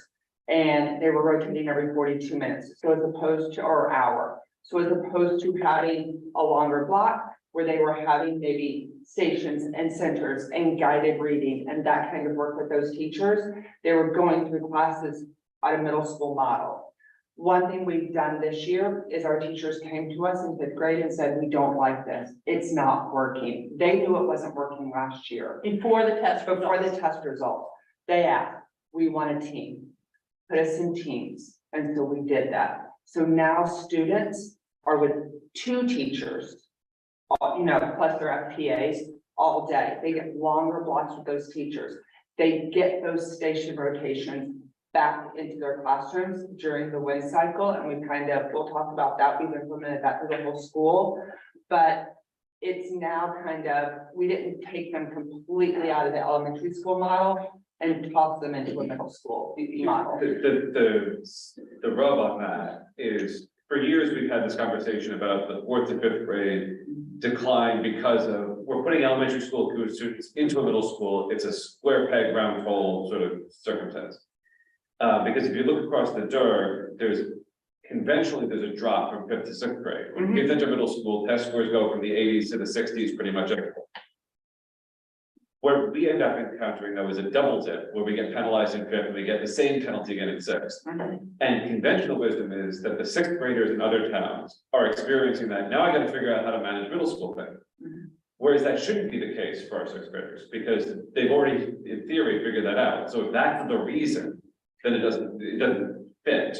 And so I share some of the concern about 5th grade, but I understand what's going on. My chronic concern about this has been that we have the same decline going into 6th that all of our peers do without the built-in excuse of changing building. And so that leads me to another observation, all right? So the reading that we are asking our kids to do. I'm gonna be brutally honest. Has not challenged them to grow.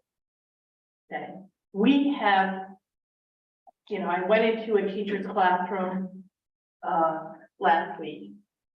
And this teacher had been prepped in differentiation that you find, you get a variety of readings and you give one reading that's really accessible, then you'll have another reading that's a little more difficult. And this teacher sure went to a bunch of workshops and passed out the reading, and all but 2 in the class chose the easy reading.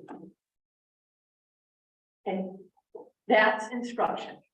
That's on us.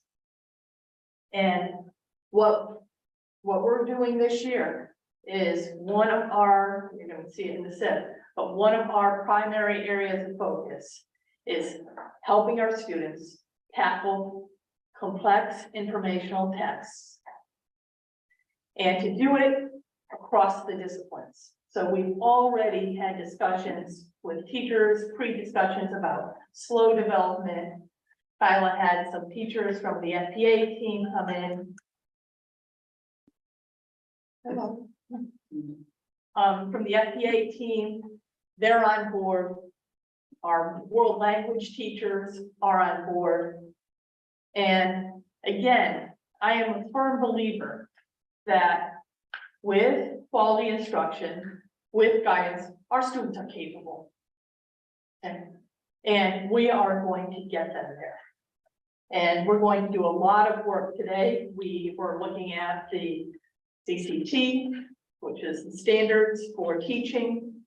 And we were talking about the right amount of challenge, having the right amount of challenge and what we're asking our students to do.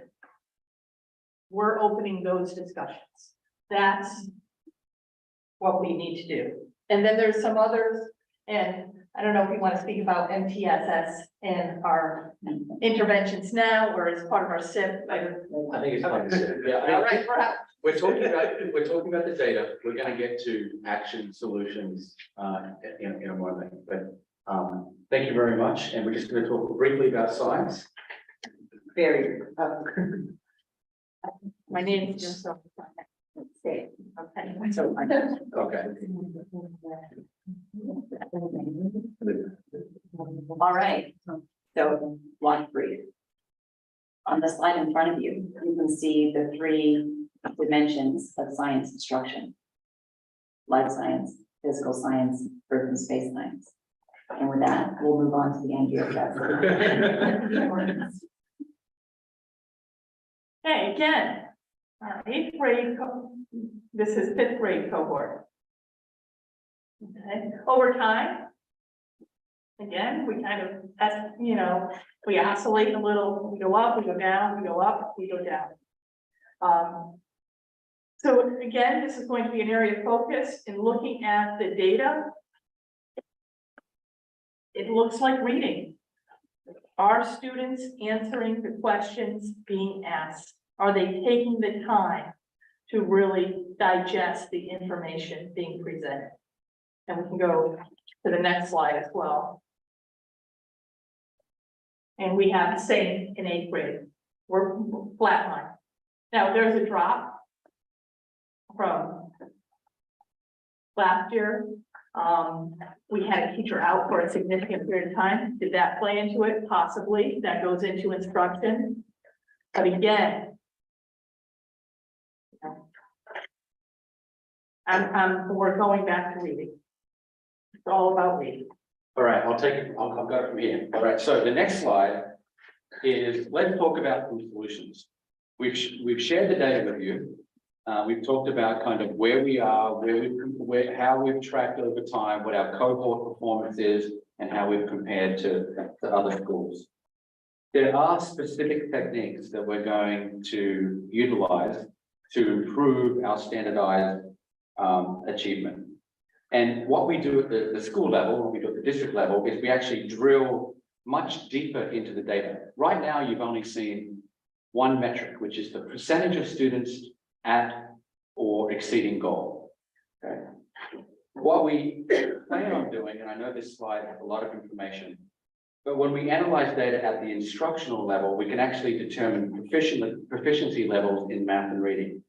For instance, in the content area of reading, this example shows the percentage of students below standard, the percentage of students approaching standard, and the percentage of students above the standard for our students. Our school-based teams are going to identify specific skills where students need more time and help in order to develop, to get them to above standard. So for this particular example, in the bottom portion of this slide, it shows not just the percentage of students at or achieving goal, it shows how they're doing according to a specific target. And a target, swap the word target for skill. We want to teach students specific skills so that they can achieve those specific skills in a category, and so they're achieving much better in a certain level, right? So this particular target is providing explicit instruction on how readers can identify an author's point of view across different texts. So this slide is basically an example of how we drill deeper into the data to look at how students are doing according to specific skills, and we teach them specific skills. If you go back to the science scores for a second, if you look at grade 8 in 2022 for Eastern at 55%, the grade 8 team over in Eastern was very concerned about this score. We saw it as an outlier. But what they did, which was a success story that I'm talking about, is they went into the specific science standards and the domains, and they looked at the content they were teaching and realized they were teaching concepts that weren't even being measured on the assessment, right? And so clearly a pickup right away was to focus on the strands and skills that the assessment is actually measured. So they reorganized the scope and sequence of science, and they had a significant increase in rebound from one year to another, just by looking at the skill level. So that's kind of what I'm talking about when I talk about what are the specific skills. We're going to drill down to that level. And some key points before we move on to our district improvement plans. The most successful techniques to improve student performance are really organized into 4 main actions. First, We want to target classroom instruction and student support according to performance levels. So if you look at the picture where it says A, we can actually identify where students are according to their scale score and predict the point that they're going to achieve growth in years, in subsequent years. So number two, we need to pinpoint student growth and project when students will reach their goal over time. So not just looking at the percentage of students who meet a certain area, what is their scale score and how much growth does that student need to demonstrate? Some students need to grow more than others. For example, if Mr. D'Agostino and I were taking the test and I scored lower in a particular area than Mr. D'Agostino, my growth the following year may have to be 10, 20, 30% higher. And so we don't just look at what students increase year to year in the same metric. We actually look at what specific growth levels they need to make. And then number three is we need to deliver instruction and develop skills at the claim and target level. We've reported that information to you in that outer band in B and at the kind of the domain, but we need to drill down to the target and the claim. And then we obviously need to provide a lot of practice opportunities for our students after we teach new skills. And so one of the things that our school improvement teams will do is provide practice examples for our students over time with interim block assessments that are actually modeled after the smarter balance assessments. So finally, let's get to part two of the presentation. Part one was the data. Part two is more the what are our plans. So we do have a district and school improvement plan. And district and school goals should be focused on student achievement, and we need to determine what metrics measure student achievement and what best strategies develop goals around those areas.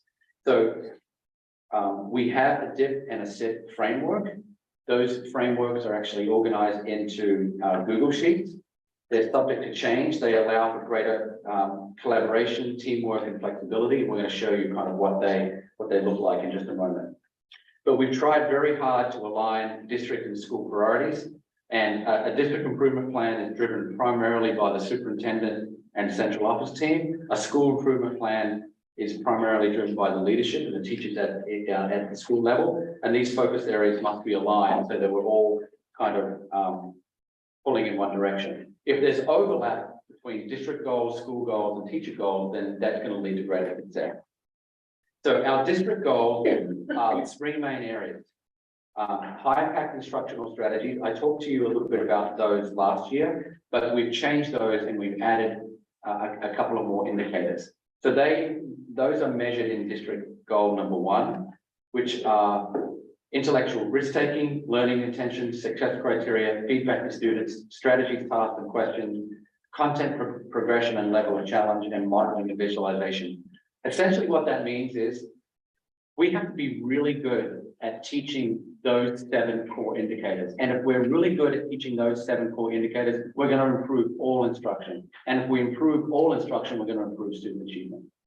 So our district goal is to focus on those 7 areas and to collect data on those areas over time and to measure our progress according to that data. We also have student achievement goals for a smarter balance and next generation science standards, which is goal number 2. And goal number 3, we have a goal around family engagement and school climate. So this is goal number 1. I mentioned to you before, these are our proposed indicators. These are tied to our teacher evaluation system, and they're tied to other ways in which we are focused on growth in our schools. But we have very high standards for what intellectual risk-taking looks like, which you can see the description there. That's where we create a learning environment in which most students are willing to take risks and respond to questions and challenges, and students feel safe to make and learn from mistakes. Learning intentions is that we need to be very good at setting a clear learning target and a purpose for learning. And if we identify what the success criteria are for those students around that learning goal, it actually puts students in the driver's seat. So our goal is to be really strong in those areas. We want to provide high quality feedback to students, which is descriptive feedback that is accurate and actionable, that actually helps the student grow. We want rigorous tasks and questions. We want our instruction to be differentiated so that we cognitively engage students in constructing new meaning, through recall, problem solving, critical and creative thinking, purposeful discourse. We want to present content that that has a level of challenge and rigor. So that's content progression and level of challenge. So there's ways in which we go into a classroom and we look for, is the lesson that you're teaching, is it linked to a lesson that you've done previously? And where are you going next in instruction? And finally, modeling and visualization. We believe if the teachers are really good in this particular area, students will benefit through step-by-step guidance and modeling through a gradual approach. In other words, if we model what good instruction looks like and we provide examples, students will learn and consolidate their learning faster. So this is goal number one, and it's all around high impact instructional strategies. If you were to ask me, what is the single most important thing to improve student achievement and test scores? It is this goal. It is really making sure that those 7 areas are done very well in our classroom. And so how do we know that those 7 areas are done in our classrooms? We've designed a system where we can go into classrooms and we look for trend data, and we actually measure each of those indicators according to a 4-point scale. And you can see here, here's an example for intellectual risk taking. And on the right-hand side, there's an example for learning intentions. We've already done this in our schools. We go into our classrooms, we went into 149 classrooms.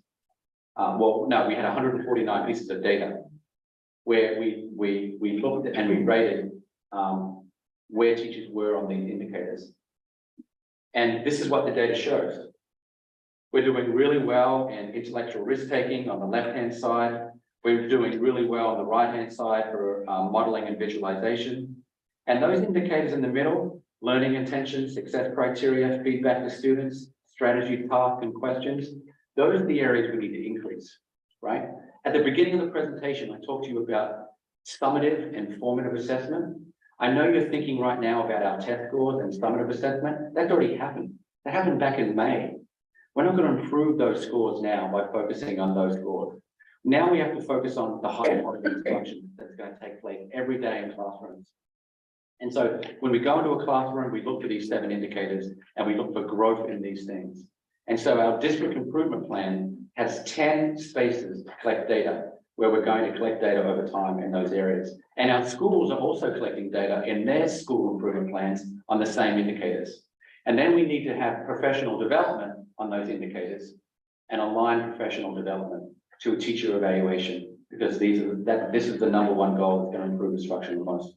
Jason, can you put some concrete facts around this concept? Like we use Jen's example of the teacher who said, here's different differentiated text to read, and all but 2 of the students take the simplest text. When you walk into a classroom, you see that, which of these are you saying is yay or nay, or what are you looking? Well, we have a new teacher evaluation plan, which is entirely another presentation. We've already presented that to all of our teachers, and we have a new framework for how we give feedback to teachers.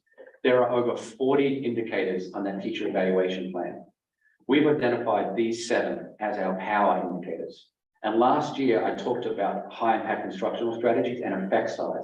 According to research, these indicators have a greater impact on student growth over a 12-month period than anything else that we do. Okay, so when I said before about this indicator here, which is learning intentions, 52%, that's a good starting place. We want that to be higher. Success criteria. In other words, I go into a classroom and we say, this is what you're learning today. Not what you're doing, but what you're learning. And that's important, but you also need to know what success looks like. Because what's really important for a student is that they know how to measure their success, so they know how to, so know they can then know that they're improving. Okay. So is success criteria lower because we're not explaining success criteria, or is it because that only 52% of the time we rated learning intentions as where we want them at level 3 and 4? These 2 are related. If you have really clear learning intentions, which is a strong purpose of the lesson, your success criteria naturally follow. So to answer your question, Chris, these are the 7 things we need to focus on in all areas, not just reading, writing, math, and science, but in all of our content areas. Our teachers, if they're really good at this, then we provide them high quality feedback and professional development in these areas. I truly believe these are the indicators that improve student growth. Let me ask a more specific question then. Intellectual risk taking, we're seeing 2/3 of the time out of 140 visits, whatever it is. What's an example of I walked into a classroom and I saw intellectual risk taking, and what's I walked into a classroom and I didn't?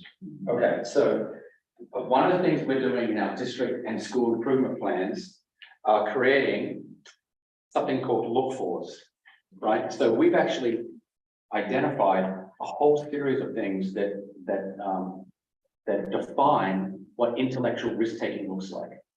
And so I actually cut that out of the presentation because the presentation is already 70 slides long. But we are designing what those look fors are. And essentially, you can see here, even though it's hard to see, even from a kind of a big picture perspective, intellectual risk taking is defined in a 4-point Likert scale. And so at the highest level, students demonstrate and are encouraged to rethink their thinking, the agility to pivot and to be mentally flexible, compared to 2, some students willing to take risks, respond to questions and challenges and build safe domain space. So there's a gradient of what intellectual risk taking looks like, but this is just our survey tool. What we have to do is develop a deeper look forward at each grade level, and that's what we intend to do on all the indicators. So teachers are clear what each of those indicators look like. Jason, does the overall plan call for either a percentage or an increase of X to be at or exceeding level by the time the end of the plan? Yes, that's goal number 2, and I'm happy to go there. So in goal number, so remember, in these 3 goals, high impact instructional strategies, I just talked about it, student achievement, and then family engagement and climate. Student achievement has very specific goals for where we want to grow by the end of next year, June 2024, where we want to be in 2026. So in Reading, by June 2024, we want at least 75% of our students to meet or exceed goal level. That is showing 2 to 3% growth between now and next year. For our math scores, by 2024, we want 70% of our students to meet or exceed goal level.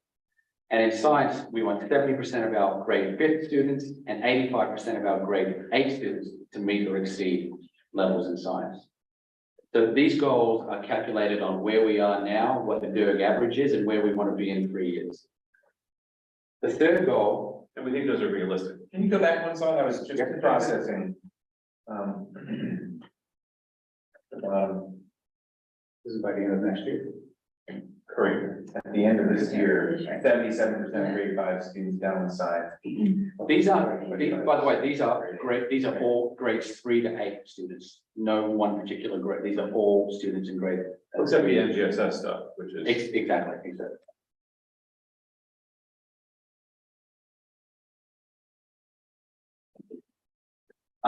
Goal 3 is we do this we do a district climate survey every year. And in our climate survey, I think we have something like 70 questions, right? It's the big survey that we send out. We want to give that survey every 2 years. Instead, we want to zoom in on these 3 main areas. Those 3 areas are around family engagement, which is by spring of 2024, 90% of parents will report what they will report. They know how their child is doing in school before they receive a report card. Essentially, parents are engaged in their students' achievement before they get the report card. School climate, by spring of 2024, 90% of students will be able to identify a trusted adult in their school to whom they care, whom they can reach out for help. And by spring of 24, 90% of students will report that my child believes students in their school are kind. And so we have baseline data on the right-hand side about where those criteria are scored now, and we have identified where we need to go.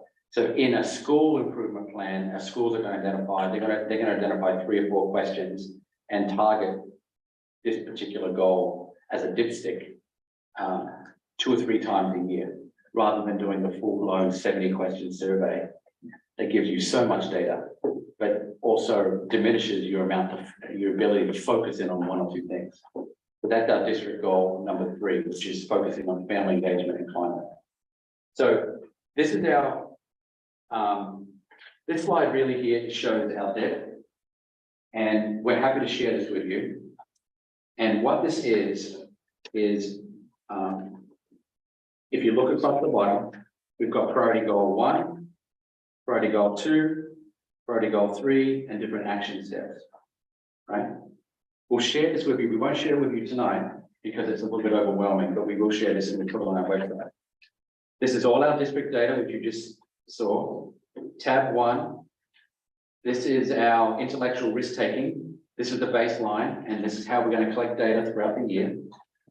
This is our baseline data where we are at the moment, according to those observations that I just made. This is priority goal number 1, which is all of our smarter balanced achievement scores. It shows where we were last year, 2022, what the DERG average was in 2022, what our scores are this year, 2023. It shows what our percent change was between 2022, 2023. It shows what our goal is for 2024 and what the increase is. And it shows what our goal is for 2026.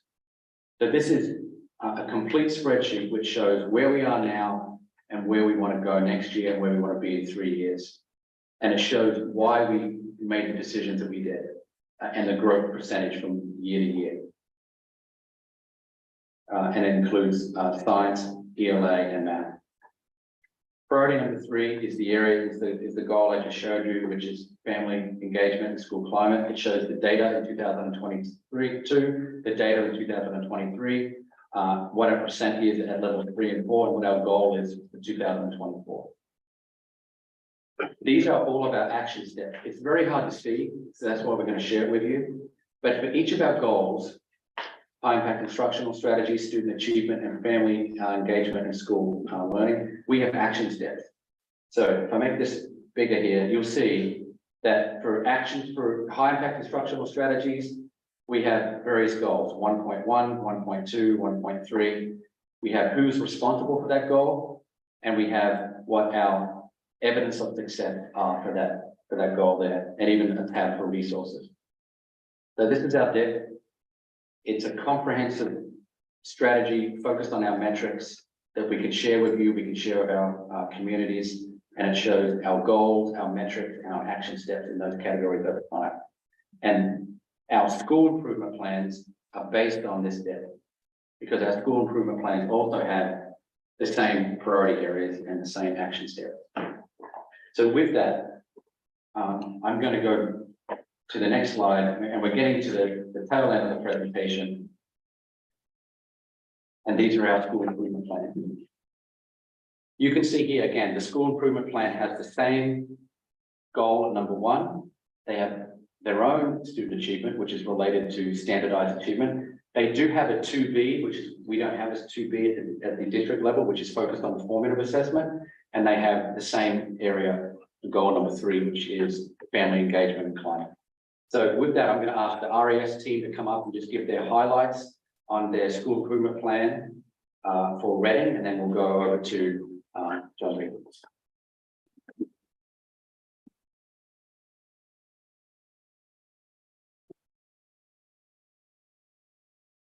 So, yeah, so that is the ESPA data that we already shared and we already discussed. You know, anytime you're trying to make any type of systematic change, it definitely takes time. So a lot of the action steps in the work that we started last year, and when you see our RES school improvement plan, and when you have that link, you'll notice we tagged a lot of our action steps as either brand new to going forward or a continuation of the work that we've already started last year. So a lot of the work that we'll do around ESPA data, again, will be looking at those claims and targets that Dr. McKinnon recently shared, looking at our interventions that are currently in place, looking at our students, you know, specific their needs and what is their trajectory for growth. We are continuing with our PLC schedule so that we allow these conversations to happen more frequently. I will say, something new that we're going to start looking at or doing a little differently. Last year was a lot about process in regards to how we do interventions and how we track students and how we write SMART goals. So now we're looking more at the collegial discourse, like are we noticing certain trends among grade level teams? Something that might be happening in one classroom, is it happening in another classroom? And then what instructional strategies are working? So kind of help and support build capacity of each other is really important. I think that implementing more problem solving, because that is such a big chunk on ESPA in an area that we noticed that Envisions needed a little more of, is going to continue to support that work. And I also think it will be interesting to see how CKLA, as I previously shared, and kind of to piggyback off of what Jen was saying, students are from day one being exposed to more complex texts with the CKLA pilot. So that will be interesting to see how that transfers to our ESPA data for next year as well. Using interim assessment blocks, which I'm definitely going to kind of refer to. You want to dig a little deeper into that data, looking at strengths and weaknesses and areas to target, what specific skills students are needing to complete that. And we're hoping that with the CKLA work that we're doing, it will lead us to some more information on how we're doing this on assessment blocks this year compared to last year. So we want to kind of give a little comparison work. We're going to do that work in our PLCs as well with our 3rd and 4th grade teachers. We noticed last year when we were looking at those things and targets, there were many holes. So we had to actually supplement with those IPs or interim blocks. And so even though they are primarily used as an assessment on the tools for teachers as a support site, we were using them more as a resource. What's the ID? Just for an example, like that is part of the work that we're doing. So rationale is to increase the dirt level Yeah. average, for example. Yeah, I mean, I can go back and edit, but yeah. Because it seems like that's the goal, is that That we're is trying the to get it to be. I mean, yeah. for me personally, like I would like all of our scores to be at 80%.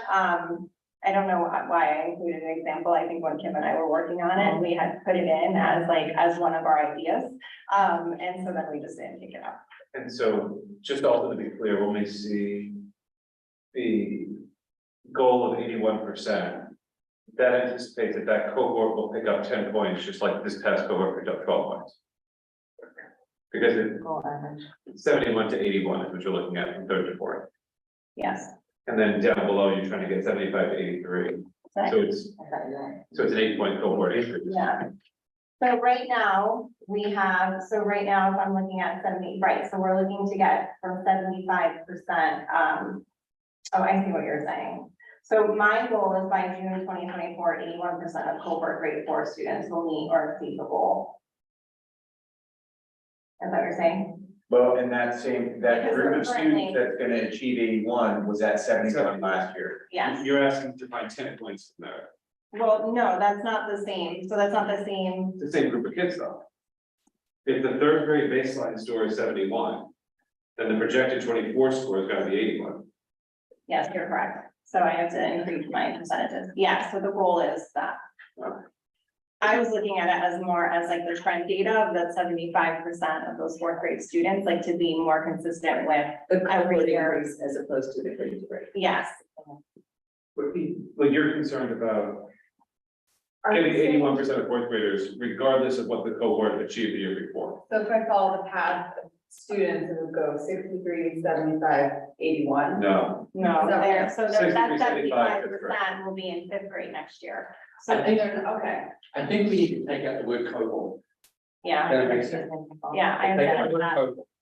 And then it's grade 3. Because I didn't read it that way. Yeah, that's right. And then it makes. Because I'm looking, it's like similar to like what John said before, he pointed out that 75% went down, like when you're looking at year to year, like consistently, I would like every year, 4th grade to perform at a certain level. Every year consistently, I would like 3rd grade to be at a certain level. So when I'm looking at like the DERG average, I'm wanting next year that 3rd grade score to be at 74% or higher. Right. I want the 4th grade average to be at 81% or higher. right. Not necessarily the cohort. What I'm sort of picking at here is that there was a lot made of going from 63 to 75, in the sense that it was almost anomalously high to pick up 12 points. It is. Now the goal was to pick up 10 points, which seems awfully aspirational, and if it's just tied to, let's get to the Derg average, I'm concerned that it's purely aspirational and not tied to, we have an actual goal to get us there. I understand what you're saying. I shouldn't add cohort as part of my SMART goals. But do you? But it's nothing to do with think cohort. what do you think a 10% target is reasonable? I mean, I can stand here and say the same thing I said last year. It's a lot harder to go from good to great than it is from bad to good.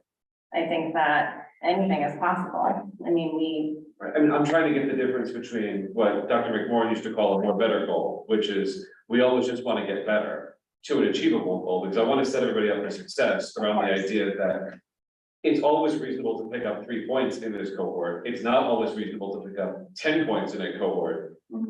Can you achieve in the current fourth graders what you achieved in last year's fourth graders, which was a double-digit point yeah, increase? I mean, I will say based off of some of the BOY data that we've already had, the third grade cohort that we had last year that made these significant gains came in at a lot lower than our current third grade cohort into our fourth grade class now.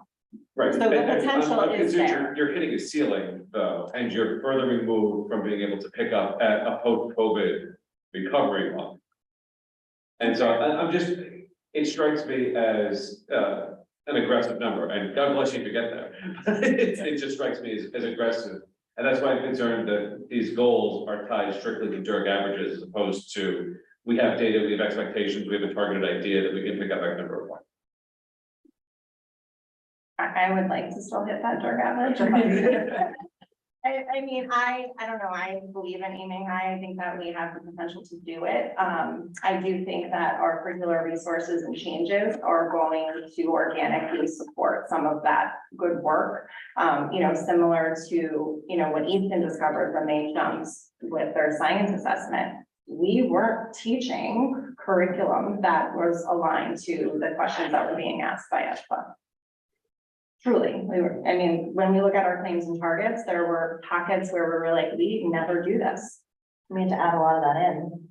Yeah. We started adding a lot of that in last year and we're. I think if you look at the reading goals, the SMART goals for reading, we're gonna remove cohort. And, but the math goals aren't by cohort. Sorry, you may not be able to see that, but the word cohort is not in the math goals. And so you are looking at where you are now, what the Derg average is and what the percent increase is. Yeah, because if you look at our next slide, which is more of our assessment that we are looking at as well as a school base, we're looking at our DIBELs. And you can see that our percentages are based off of last year's data. So even these, to me, I feel like I would want them to be higher, but I want to be also kind of, Chris, like what you were saying, to be realistic to what the data was telling us at the end of last year. Now, we can obviously change those percentages, like once we finish, you know, BOY data, we may notice trends where maybe we have a class that's currently already hitting that expectation, right? So I would like to adjust that. But you also said that you set your targets based on the beginning of your internal data. Right. So no, so we didn't have it yet when we did this. So we looked at our trends from last year's data. So I looked at end of year 22-23 data to kind of predict what would be an appropriate goal for our students in kindergarten and then in first to fourth End grade. of year third grade, 70% here. That's based on internal assessments? That's based on our DIBELs, yeah. And that more or less maps to the ESPAs, which was 71%, right? So we do see some alignment. And so then I guess I would ask the question, for the end of year 22, where was the third grade then?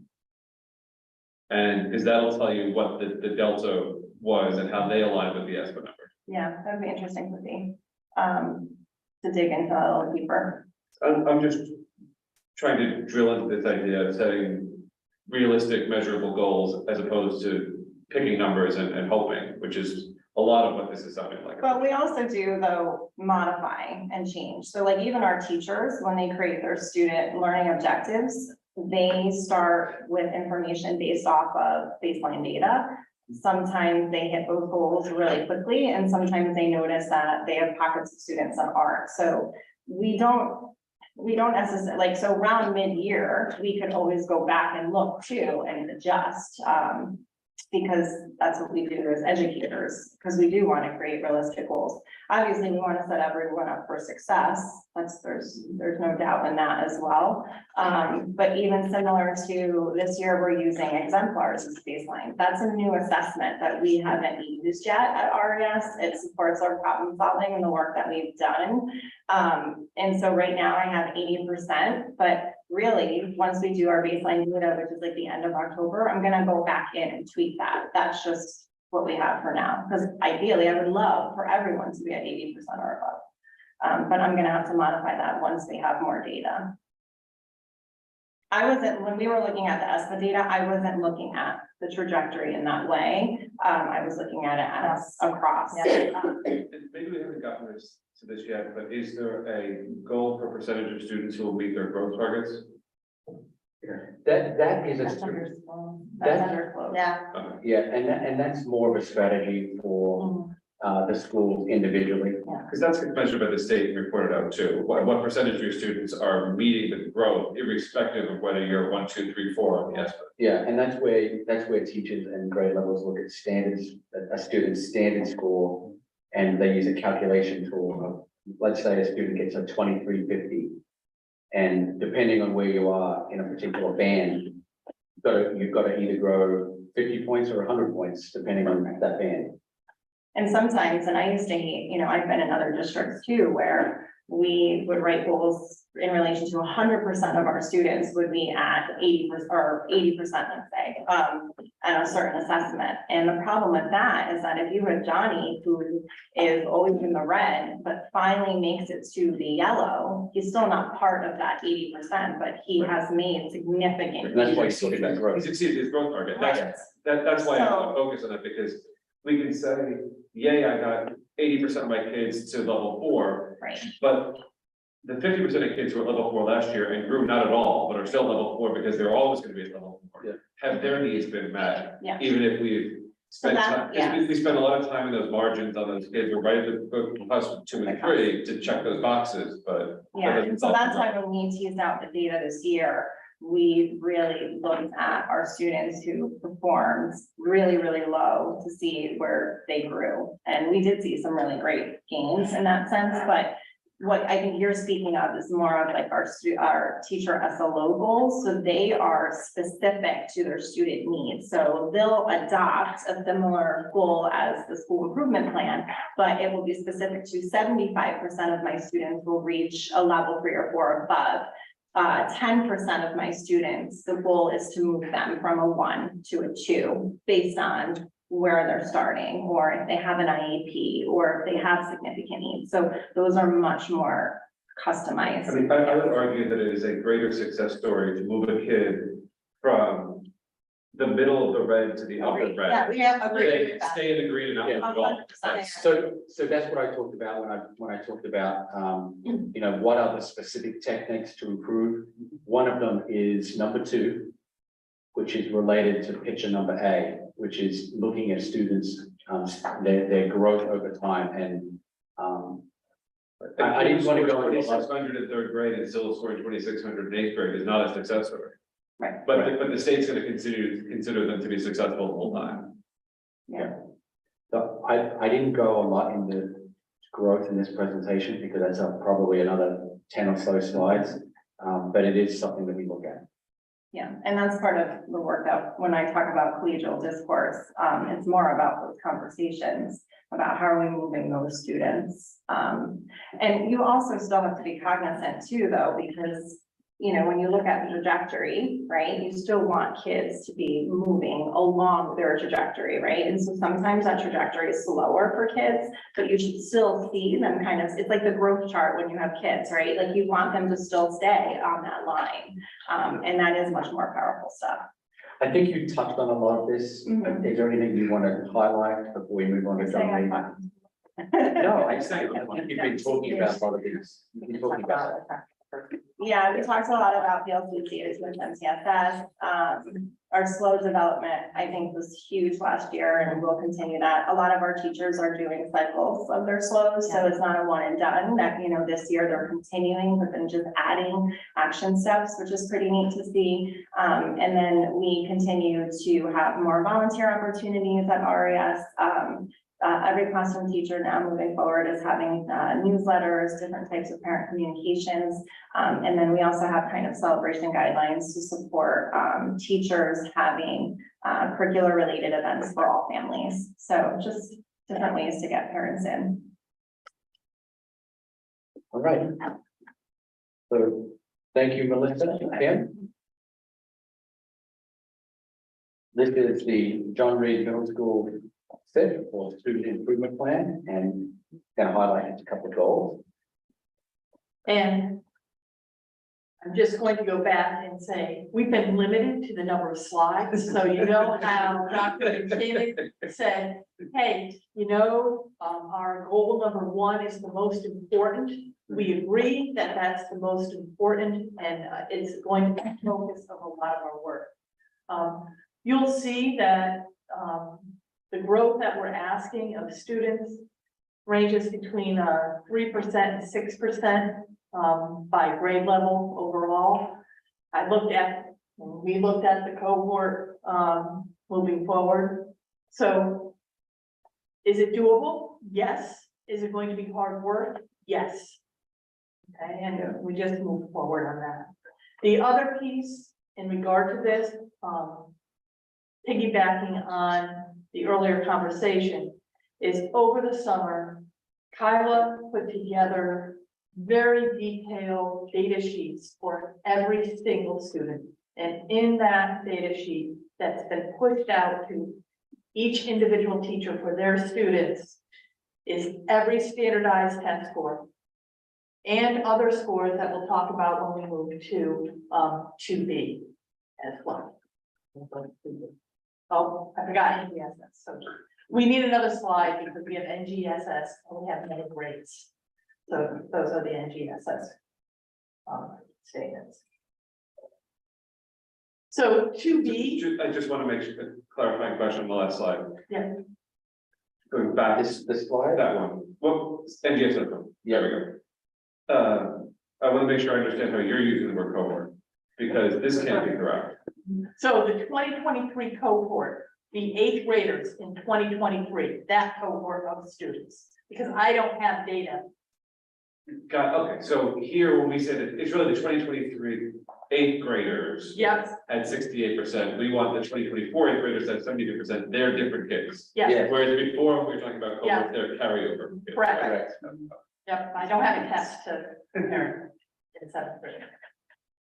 All right, and then I'm gonna do 2B, I'm gonna turn this over to Kyla because this is formative assessment. This is how we use assessment data to inform our instruction, to go back to goal number 1, to do right by students. And we've changed a few things in what we do, and we want to highlight those. So go ahead. So when I came in last year, I came in about a week, maybe a week and a half before the school year started. And last year was a lot of observation. Last year was a lot of Genevieve standing back and saying, what is happening here? And one area the teachers brought, that our interventionists brought, was our specialists, our English and our math specialists were getting inundated with students that needed support, to the point that they had so many kids that they couldn't dive deep into interventions with students. And they kept coming to us and saying, this is not sustainable. We can't do this. And so when I spent this summer looking at what's now the MTSS, used to be SRBI, process, I looked at how we can fix that and how we can help that. And so, similar to what RES is doing and Helen Keller and Easton is doing, we triangulated data. So I did create a data sheet that triangulates data, all new data that comes in. So anything from NWEA to ESPA, to the PSAT, which our 8th graders take tomorrow, to unit and benchmark exams, to teacher input. How do you think your student is doing? And we triangulate and formulate that data, and it starts to rank students. And based on that, we are able to give our specialists a certain amount of students. But right now, that's leaving another group of students that we would like to have an intervention, but we don't have. You know, I've got a specialist and a paraprofessional. That is what is now considered our tier 1 plus with our general education teachers during their WIN time. So during WIN time, our general education teachers are now providing small group tier 1 plus interventions with students. And as Jen said, I took the ESPA data from last year. I analyzed it and I was able to push out to teachers exactly where these students were falling in that red or yellow area. So they've got that. So now when they're doing guided math or guided reading or guided writing, right? If it's a social studies or a science teacher, they know exactly which students should be pulled into those groups for those interventions. We meet with teachers every 2.5 weeks to go through this data. If a child is within that cycle for 2 cycles and they have not made progress, we will immediately pull them into MTSS intervention, meet with the team, give a teacher some specific goals and strategies to try for another cycle, another 2.5 weeks.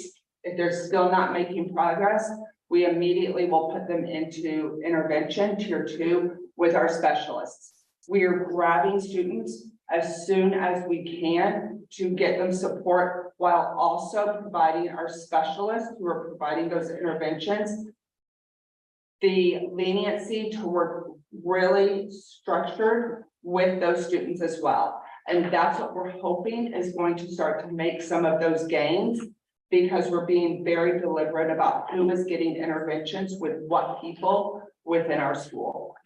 Can I ask a question about WIN? Because it sounds a lot like WIN is the intervention side of the old IE, but I'm wondering where the extension piece is. I'm hearing a lot about the reds and the yellows, and I'm wondering about the kids who are living in the green. Yep, that too, good. Yep. What are they doing? So with that, what they are doing, and again, this is, we've been doing it because we just got NWEA, right? We are only, what was it, 22 days, I think. So what we're doing is those students are rotating into other areas of the classroom doing extension activities. So it could be something like they're going to meet about cyber patriots, right? Or they're doing some independent projects that they have selected on their own. And we're kind of figuring out what those extension activities are, but they are also in the classroom as well, kind of working more independently. So I can give you a couple other examples. There is a coding competition related to Congress, and Jim Hine set it up, right? So just ask kids, all right, who do well in that area? Are you interested? They get to use WIN time to do that. We have kids who came to me about the stock market game, the old stock market game. Hey, can we do this? All right. And it's that where we don't want to use the extension as, hey, we're just going to pile more work on you. But the extension is, hey, you have shown you're able to do this particular skill. Now, what can we provide you to have you apply it in a different way? All right. And give them some choice. The concern that I have and that I've heard from other people is that the impact of this scheduling results in a lot of the old SSR model of you don't need intervention, sit here and read a book.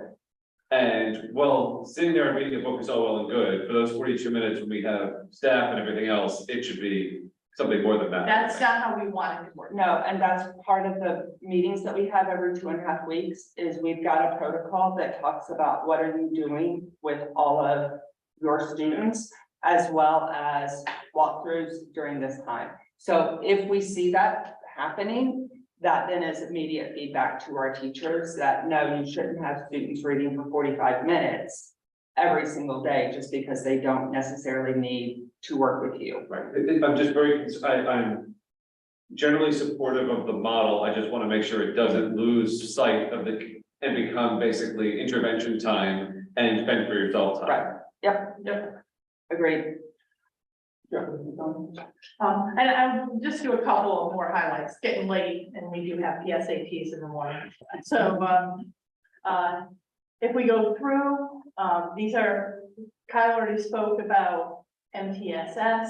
We've already spoken about our targeting on instruction.